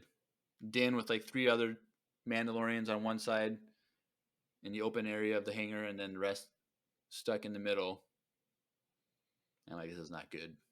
Mhm. Million troopers show up, and they capture Din Djarin, which is a good. I like the scene when Yeah. he's fighting him off by himself with the flamethrower, and then they string up his arms and they jetpack across each other, so his arms are crossed. I thought that was a cool scene. I don't know why, but when this happened, it reminded me of the Santa Claus. Remember when the elves had jetpacks and they tied up the police officer Yeah, and they crossed each other and started spinning them around? When they're Santa- jetpacked across, when they're the Santa Claus. I don't know yeah. why. I was like, why am I thinking about this? I'm not. Uh, I'm not thinking about this right now. That's one of my favorite Christmas movies. It's a good one. Top 5 It's of a all banger, time. for Did sure. you watch the Netflix TV series? I didn't. You mean Disney Plus TV series? Did I say Netflix? Yeah, Disney Plus. Did you see that? I did not. No, It's actually Is it not too pretty good? bad. I haven't watched it. Maybe Yeah, next Christmas I will. So it's Santa wants to retire. Tim Allen wants to retire. yeah. And so, like, one of the characters or people that they interview for the job is Peyton Manning. Oh. And so Santa's like, give me your best, ho, ho, ho. And Peyton Manning's like, ho, ho, homaha, homaha. Oh my god. That's funny. It was funny. But anyway, Mandalorian. When we started a Christmas movie podcast, we'll talk about that Yeah. more. But yes, Mando gets captured, and then the music happens, and Moff Gideon arrives in his own Mandalorian alloy suit, straight black. Sent a lot of merch on this. We're getting a lot of merch from this episode. You're gonna get a merch item of this Moff Dude, Gideon. if they make this helmet, buying it. Yeah, he looked pretty cool. At Star Celebration, they announced the Ahsoka Clone Trooper helmet, I saw that. Yeah. and I pre-ordered that to yesterday. And how much is that? Like 131. Oh, that's it. Yeah, it's not bad. Dang. You think you should? No, Jeremiah. No, I got. Come on, it's Ahsoka. I got physical therapy. I'm not even gonna get a PlayStation 5 anymore because I gotta pay for my physical therapy for my janky back, and probably now for my arm. If you're watching on YouTube, I got a thing on my elbow. Yeah. Not I thought good. you're just slowly becoming a droid in Dude, front of us. My back, my elbow, my ankle is hurting. My knees are. Your I got ankle. bad knees. Dude, my Achilles tendon sometimes just hurts and it sucks. I'm a mess. I need You need a bed. I need a bank to take. So Yeah, you need to be in those panta takes with those clones. I need to be wearing that thing like Finn in episode 8 with the tubes around him. Like, Yep. I need to wear that. But yes, Luke's Moff diaper in episode 5. Yeah, Moff Gideon, he shows up, and this is when I kind of stopped taking notes because it was just such a good scene. But he's like, "I'm here. We knew you were here. We're gonna stop you. I got my own plan. We're gonna take the best of all cultures, the Mandalorian armor. We're gonna take the Jedi with their abilities. We're gonna take the cloners, combine it all together, which seems to imply that this whole time is that we've been. What is he doing? What is his end goal with Grogu? He wants to create Force-sensitive troopers that would be wearing this armor, this dark trooper armor, and so he'd be cloning an entire army of these individuals, which, because of that means he's not involved with the necromance project that's working on to clone Palpatine and give him a new body. So I like that they kind of diverted things and made us think one thing, but they kind of changed it, but they're both still correct. Like, they're still working on the Palpatine stuff, which maybe Grogu's was originally for the Palpatine stuff, and then Gideon's like, "Oh, I got an idea. I'll use it for myself." So, yeah, and you took Dr. Pershing and right.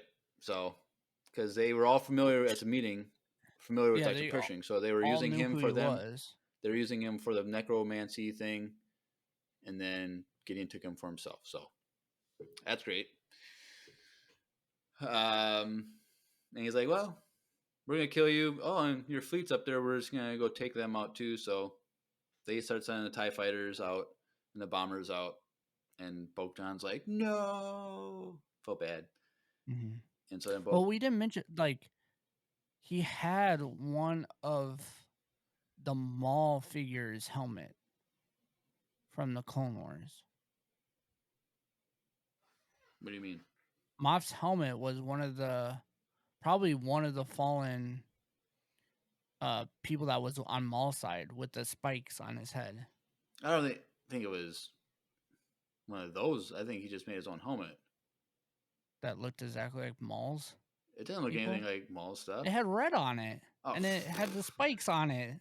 Well, that doesn't mean anything. Spikes just look cool. I think it means he found that probably on Mandalore.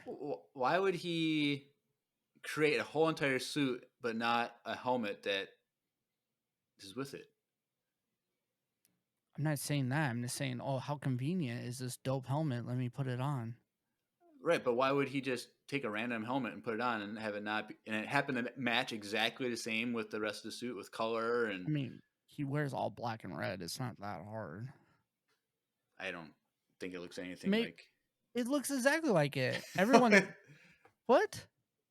I didn't remember that. I have to bring it up. I don't think I didn't recognize that at all because they were very. Oh, that was when he landed, I thought it was Maul. I thought it was like a remake of Maul, and I'm like, wait, that doesn't even make sense. Yeah, when he first landed, I was like, I thought his legs looked droidish. I'm like, wait, there's no way this is Maul. That wouldn't even make any sense because Maul's already dead. And then he took his helmet off as Moff Gideon, but his helmet looks exactly like the Maul helmet of the other Mandalorians that joined Maul. Because they had like a bunch of horns on it. So he had a bunch of horns on his. I don't know. I'm bringing it up now because I don't. Because there's more horns on the armorer's helmet. He doesn't know how to. The issue is he doesn't know how to forge me. Like. Well, apparently he does since he has an entirely. It could be from fallen. I don't know. I'm bringing it up. Come on.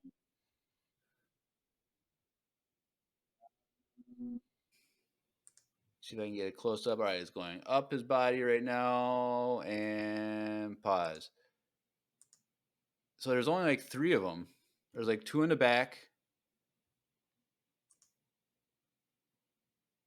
It looks very different then. I see what you're saying. There's these little spikes on it, but like there's only one on the front, and then there's some in the back. So it's and the shape of the helmet is it's similar to like a. The shape is a little different. It like goes down a little bit. But it looks like it's only the spikes are only on the back, where Maul's were all around the.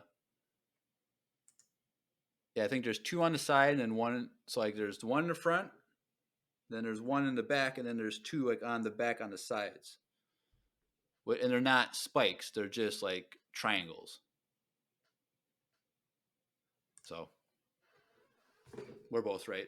It has spikes, but they're not the Maul spikes. I don't think. I have to go back to watch Clone Wars episodes to see what exactly those helmets looked like. But I feel like the one in the Clone Wars were more like narrow spikes, like Maul's. Like the one guy, the Gar Saxon, like his were like 4 inches long. Those were like huge. Yeah. But it's true. I didn't. From the angle, like you don't really realize it's like a unicorn spike. That's kind of weird. He probably thinks he's a unicorn. He's a one of a kind. I wonder. I mean, the thing is, like, a bunch of those Maul Mandos had different variants, so right. But it could have been one of the variants. I don't know, I think he just. But why would he add spikes though? Because I said spikes look cool. They look scary too. Like maybe it was like just a callback to Maul, like from like Dave Filoni. Oh, like an Easter egg type Yeah. nod. I don't know. So I don't think it actually matters anything, but yeah, I don't know. So anyway, it's cool though.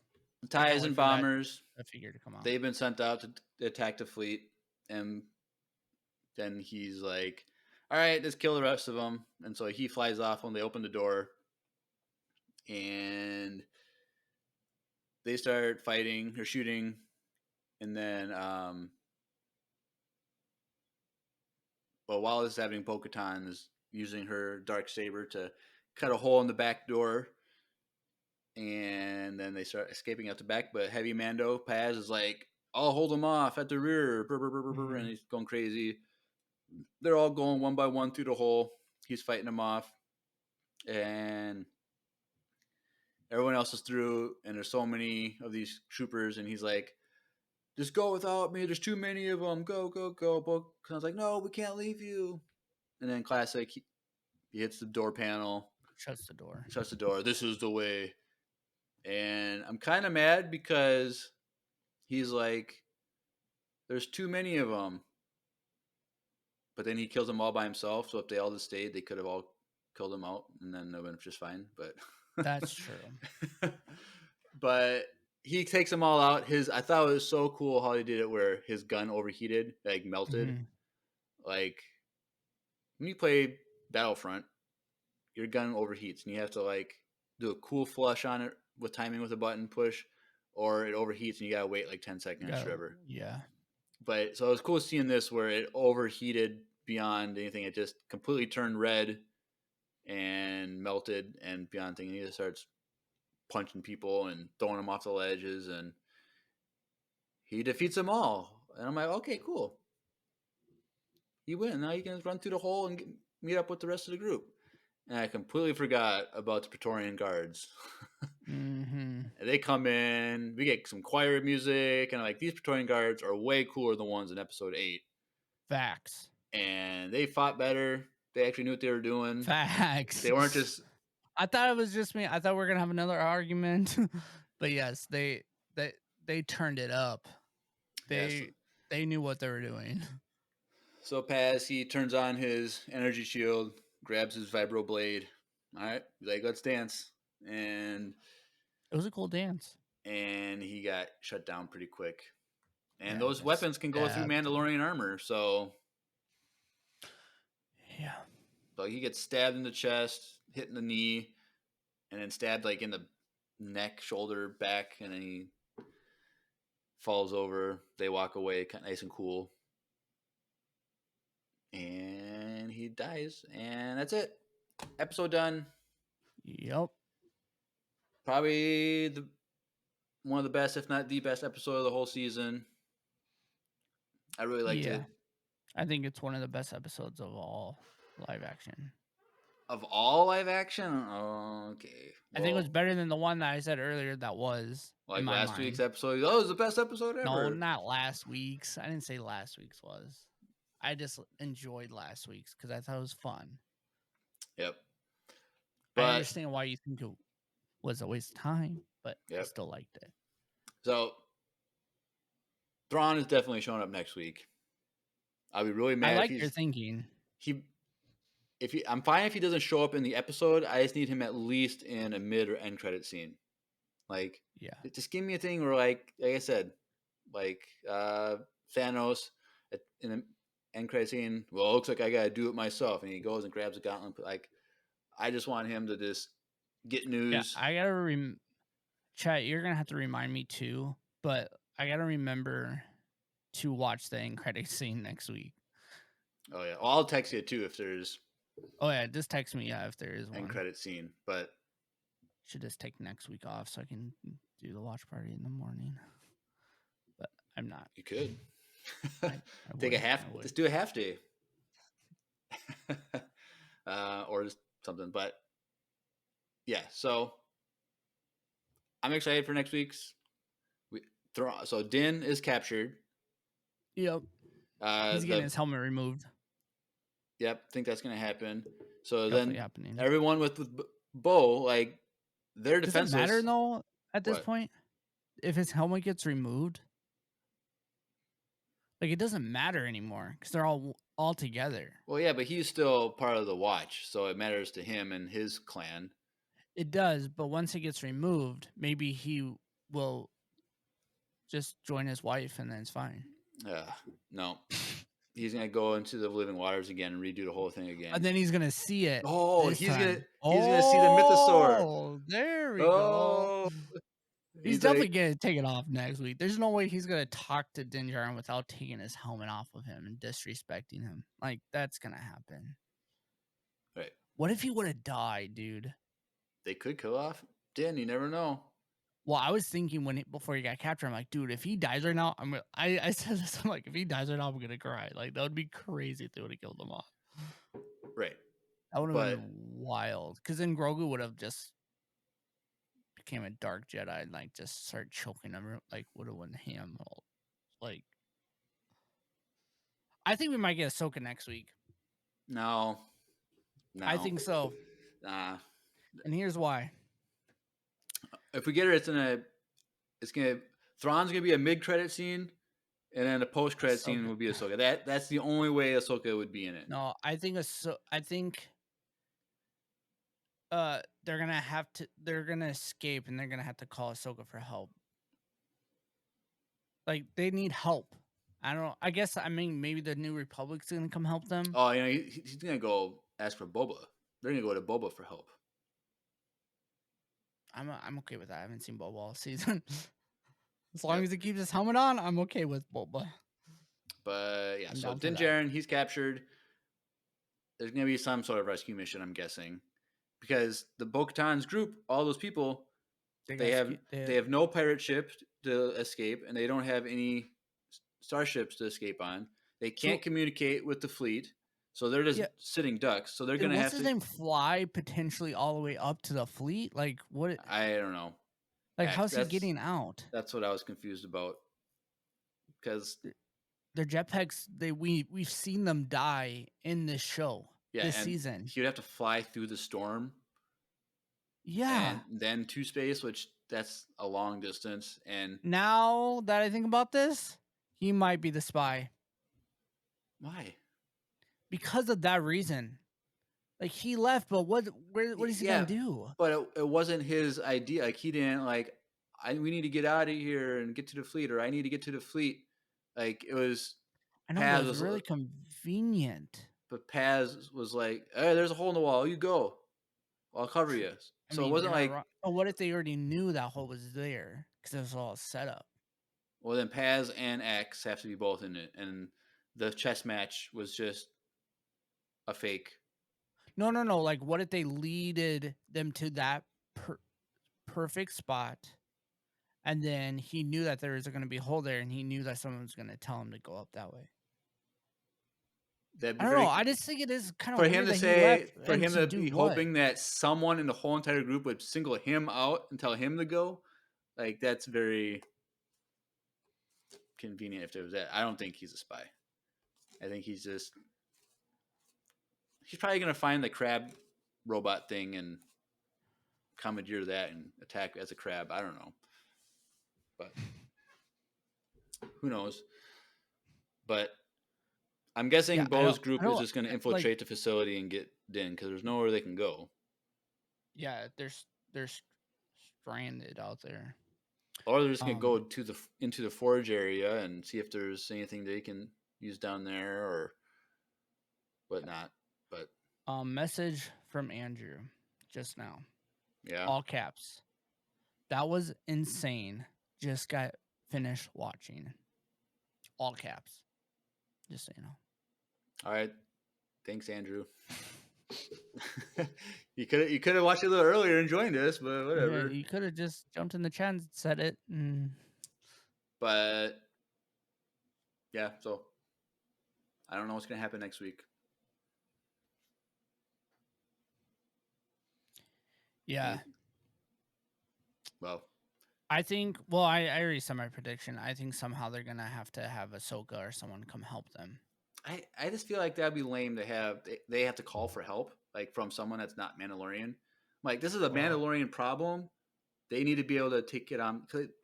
Bo even had that speech. Yeah, like, but if we but- stay together, we can't be defeated. true. And if they But the stay thing together, is, they can fight off the troopers in this facility. yeah, but what if a lot of their ships and stuff get blown up? No, I'm not even talking about that up there. I'm talking about the group on the ground. Like, they're not gonna. They have to do it all on their own because they can't communicate. They're gonna win, and then eventually, some ships that make it down to the surface that are getting attacked would be there to pick them up or whatever. But I mean, that's like the only thing, right? Is that by them getting attacked, they're gonna know that the Empire's there, and then they're gonna come down to help. right. So All right.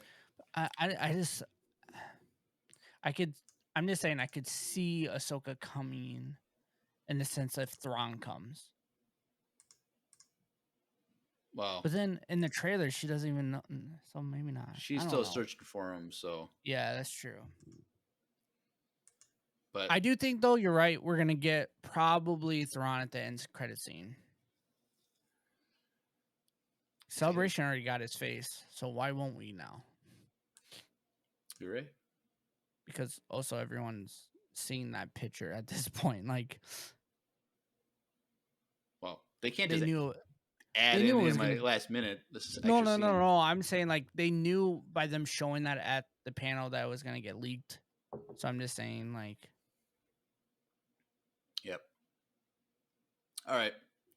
Well, I forgot to play the VCU Illustration Project commercial, so let's take a listen to that, and then we'll go over to voicemails.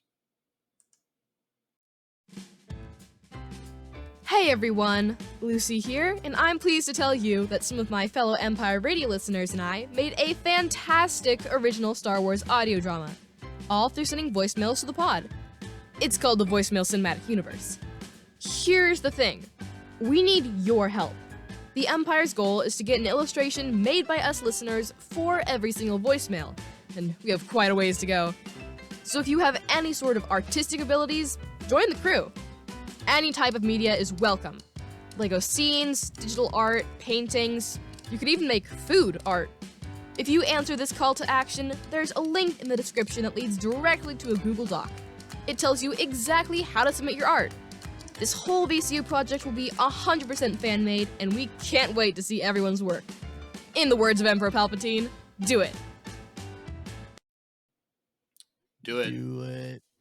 We're almost done. I think we only have 18 more to go. Oh, wow. So we're almost done.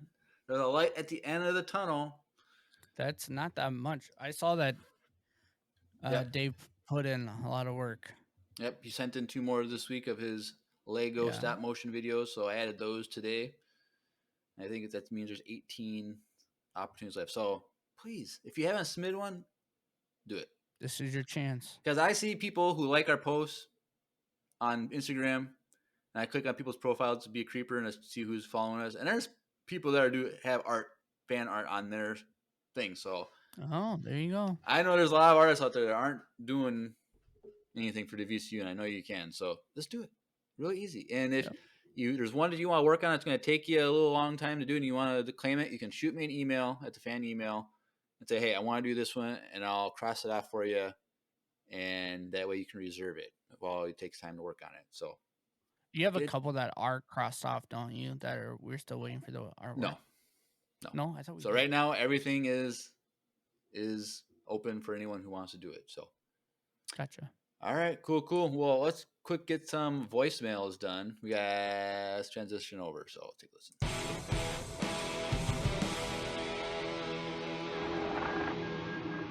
It's voicemail time. All right, cool. So first one from a first How time many do we sender. got? 4. Oh, okay.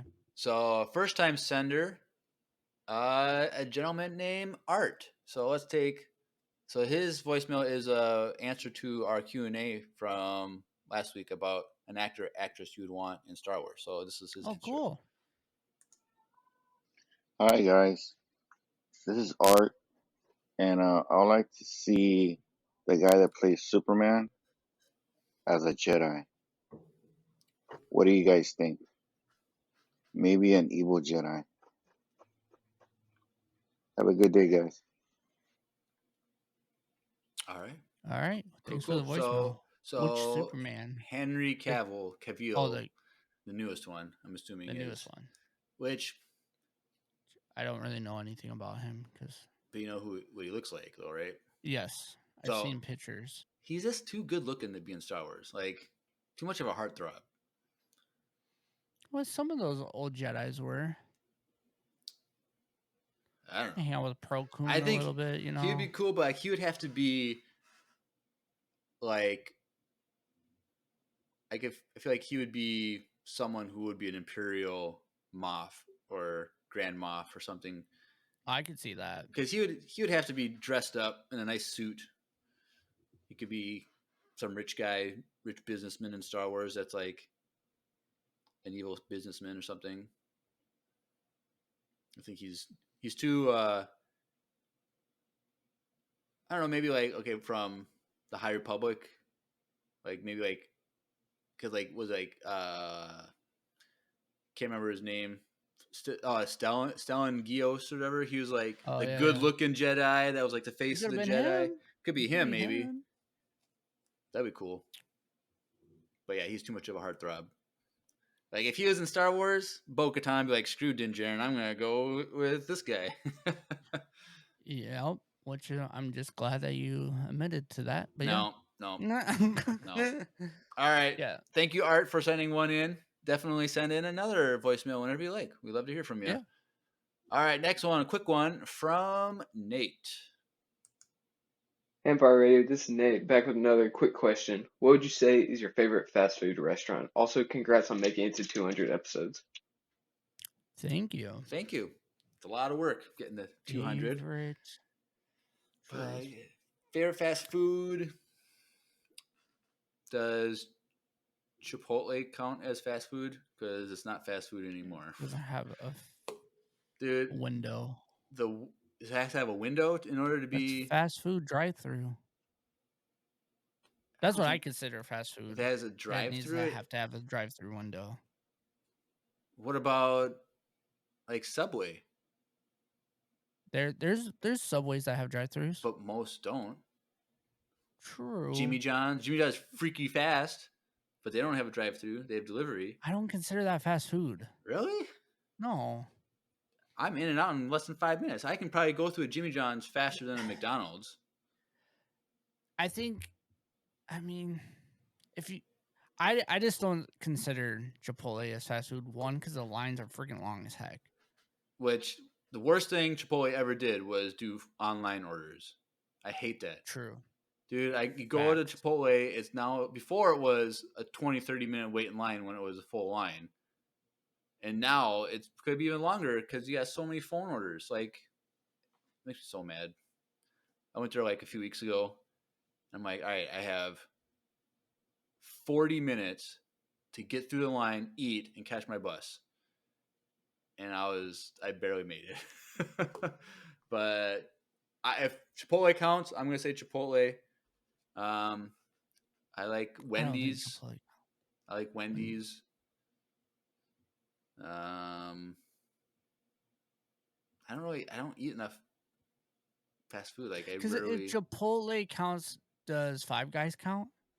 Yeah. See, I don't consider that a fast food. I feel like fast food is any food you can take out. No, that's not what I was gonna say. I was say where you don't have a waiter or waitress doing it.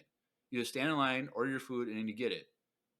And so like Five Guys, it's still a few minute wait because they gotta call your number, but like you're not being waited on, you're not ordering your food and waiting a half hour to get your food. It's literally fast food. It's 5 minutes. You get it in 5 minutes after ordering it. Okay. Like Culver's is fast food because even though it's a little bit longer. Well, in that case, Taco Libre. That is good. It's pretty good. And honestly, it's faster than Chipotle most of the time. Right. My favorite with a drive-through window has to be In-N-Out, hands down. Yeah, but that also could be because I don't get it that much. Only had Right. it like 3 times in my entire life, but Right. those 3 times were amazing. But yeah. Yeah. But I rarely go out to eat. I only do that probably, No, most of the time you go out to eat is with me, and that's only like once a year anyway. and that's what I mean. It's not So that it's much. like I'll probably get Chipotle. Every time we hang out, we do go out. I probably get Chipotle like twice a year, 3 times a year. I'll get Jimmy John's a couple times, but that's it. But yeah, all You right. ever Thanks, get Nate. Chick-fil-A? I like Chick-fil-A, but I've only had it a few times.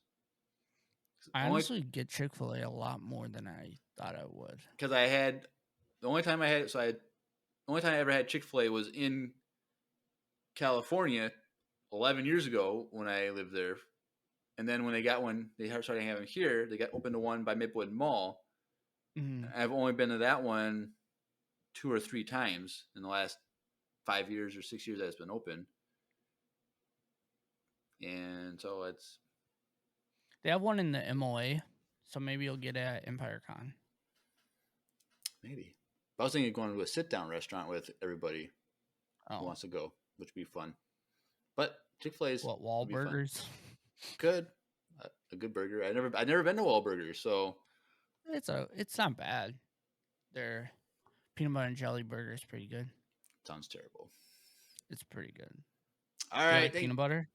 you know the answer to that question already. All right, thank you, Nate. Next one from Retta with her thoughts from this episode. Hey, Empire Radio, this is Retta. Man, what an episode. I was laughing, I cried, I gasped multiple times. I love that we finally got the information about how Gideon got the Darksaber from Bo-Katan. I just loved all of that exposition. I loved the Thrawn name drop. I loved seeing all of the Mandos in action. It just, wow, what an episode. Random question, kind of following up from my question last week. You guys said that you would rather be Jedi than Mandalorian, and I'm wondering, if you were Jedi, what color do you think your lightsabers would be? Yeah, so thanks for all you do. Looking forward to this week's episode. All right, thank you, Retta. Haven't we answered that before? Probably, but It's okay. lightsaber colors. So ever since I played Jedi Fallen Order, when you could pick your lightsaber blade, I really liked yellow. Hmm. I don't know why it's not a lot of people like it, but I just really like the way it looks. Not or like Rey's lightsaber has a little bit of an orange into it, and I'm like, nah, I don't want the orange. I like the yellow, like the Temple Pure Guards. yellow, like the what's the Bible Man? Is that what? Yeah. I know of Bible Man, but I don't remember him having He a has lightsaber. a yellow lightsaber. What?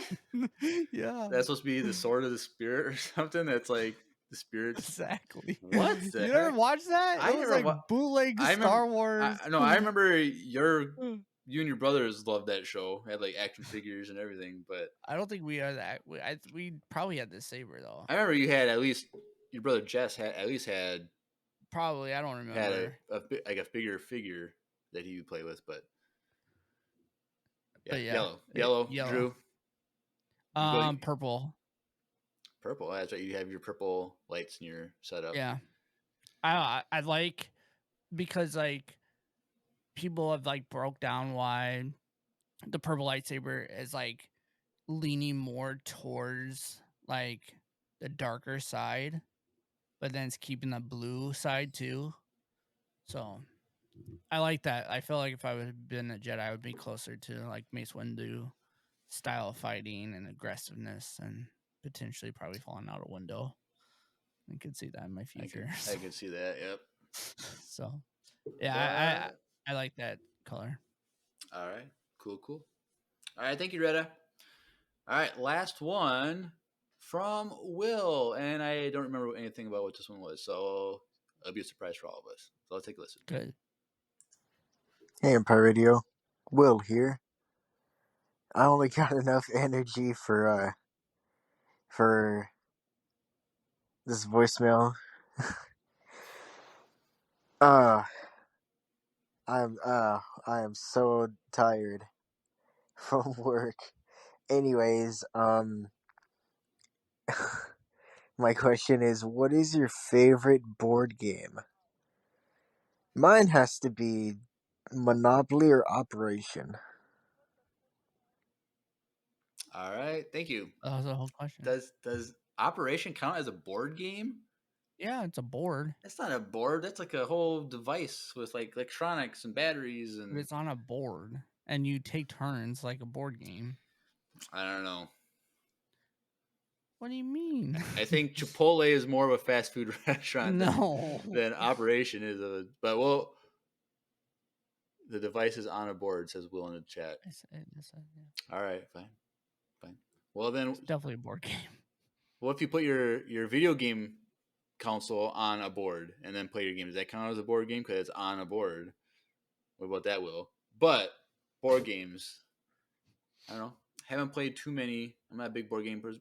I would be a bigger board game person if I had board games and had people to play with. I think they're really fun. So definitely at Empire Con, we're gonna have a lot of board games and card games and stuff at one of our sessions. So if you're coming to Empire Con in August, bring your favorite board games. I'll probably buy some board games to do. Played some cool ones recently, but I don't know. Scrabble is always fun if you like word games. I don't know, Drew. What about board games for you? I'm trying to think of like the ones I play like the most. I play Sequence a lot. I don't know if that's considered a board game and a card game, but you Right. play it on a board. Yep. But- If there's a board, it's a board game. But we put like my wife and we always play with like our nieces and nephews a lot. So I'm trying to think, but Blood Rage is really good. It's probably one of my favorites. Blood Rage? hmm Never heard of it. There's so It's many like, board games. well, like Yeah, no, There's it's so not many a board games. like it's not a common board game. It's one of those specialty $100 board game kind of Oh. board game. I think it'd be cool to make a board game. Come up with a system that actually works. You know who actually like for a while was designing board games? No, Nathan Hirsch. I can see that. It doesn't surprise me. If you're listening, hello there. But yeah, What's up, Nathan? I should edit that name out. I'm just kidding. Everybody loves Nathan Hirsch. He's a cool guy. No, I just maybe he doesn't want his whole phone. Whatever. I'm trying to think. There's a while there I bought a lot of board games, but a lot of the games like are with cards, so they're not like Oh, yeah, they're but- mostly card deck building games is technically what they're called. But I like the episode 1 Monopoly a lot. Actually, my favorite Monopoly is the Pokemon original Monopoly because you can battle for properties. That's exciting. It's pretty cool. So you can like battle and then roll, and then if you like challenge each other, whoever gets the best roll can actually get the property. That's cool. It changes like the entire game. It's pretty cool. So Fun. All right, Yeah. cool. Will, thank you for the question. Hopefully, we'll see you at Empire Con. We can play some Operation with you. Bring some Operation. I haven't played that game in so long. I remember I got it for Christmas one year, and then I accidentally ripped a cord off, and then I had to throw it away. we'll get the Grogu Operation. I'm pretty sure that's a thing. If it's not, they should. Or it'll be like a Darth Vader one. You have to put Pull the off arms limbs. together, pull off limbs, put arms in, or something like that. Yeah. That would be cool. Or an Echo one. All right. Well, that's the voicemails. We're all done with that. That's the breakdown of episode 7 of season 3. So Chapter 23. I'm expecting a big climax next week. I hope it's a good episode. I hope there's a lot of This action. episode built up a lot compared to what you didn't think it was going to build up a lot, but it did pretty well. Right. And last season, we didn't really have like a 2-episode finale. So like the first season, it was like 2 episodes back to back, were basically one long episode. So season 2 didn't really have that. It was just kind of like building I up don't the remember team. what the last one was before the big fight. I think that was getting The band Mayfeld together. the Mayfeld, the Believer episode, when he takes his helmet, when Bando takes his helmet off. Oh, I think it was that one. But I remember it wasn't like directly tied, but this one looks like it'll be directly This one's tied, directly- back to back type of episodes. So yeah, and then we'll have 2 weeks of non-breakdown episodes, and then we're gonna do back to breakdown episodes with Star Wars Visions Volume 2 for 3 weeks, and then after that, We have a while. we won't have anything to react to and break down until Ahsoka in August. So we'll go back to having some funner things, hopefully. So if you're in the Discord, go to the content suggestion tab. Give us ideas of what you want us to do. I'm going to start reading the second Thrawn trilogy. If I get that done, so then maybe later in the summer we can do that trilogy, do another episode or 2 on that to discuss. I need Because that's going to to be reread those books. very relevant for the Ahsoka series, so I got to make sure I get those done. So, cool. Well, we'll get over some socials, and then we'll get out of here. So, in the description, there's a links.co/Empire Radio, links with 2 eyes. Click on that landing page for everything. Instagram, Facebook, YouTube, Twitch, Discord invite, link for the voicemails. So if you want to send a voicemail, you've never done it, please send us a voicemail. And then fan email there, needlesscenery.com, which is an entertainment network that we're a part of. Click that out. Check that out if you want to see some more nerdy stuff, other podcasts and whatnot. And I think that's everything. Live streams for breakdowns, or all of our episodes are on Twitch. When we go live, it'll be notified in the Discord, but follow us on Twitch as well. Drew has one more watch party for Mando, so definitely check that out. And then everything else that we do goes up on YouTube as well, so go check that out too. Follow us everywhere. Anything else, Drew? Nope, that's it. Like Jeremiah said, go on YouTube and just subscribe if you guys haven't yet. Yeah. Show us some love over there. Yeah, check out our reaction videos to their trailers now. So those are always fun with trailers, so check that out. But yes, you have been listening to another Mandalorian-tastic episode of Empire Radio. I'm Jeremiah. I'm Drew. And may the Force be with you. Always.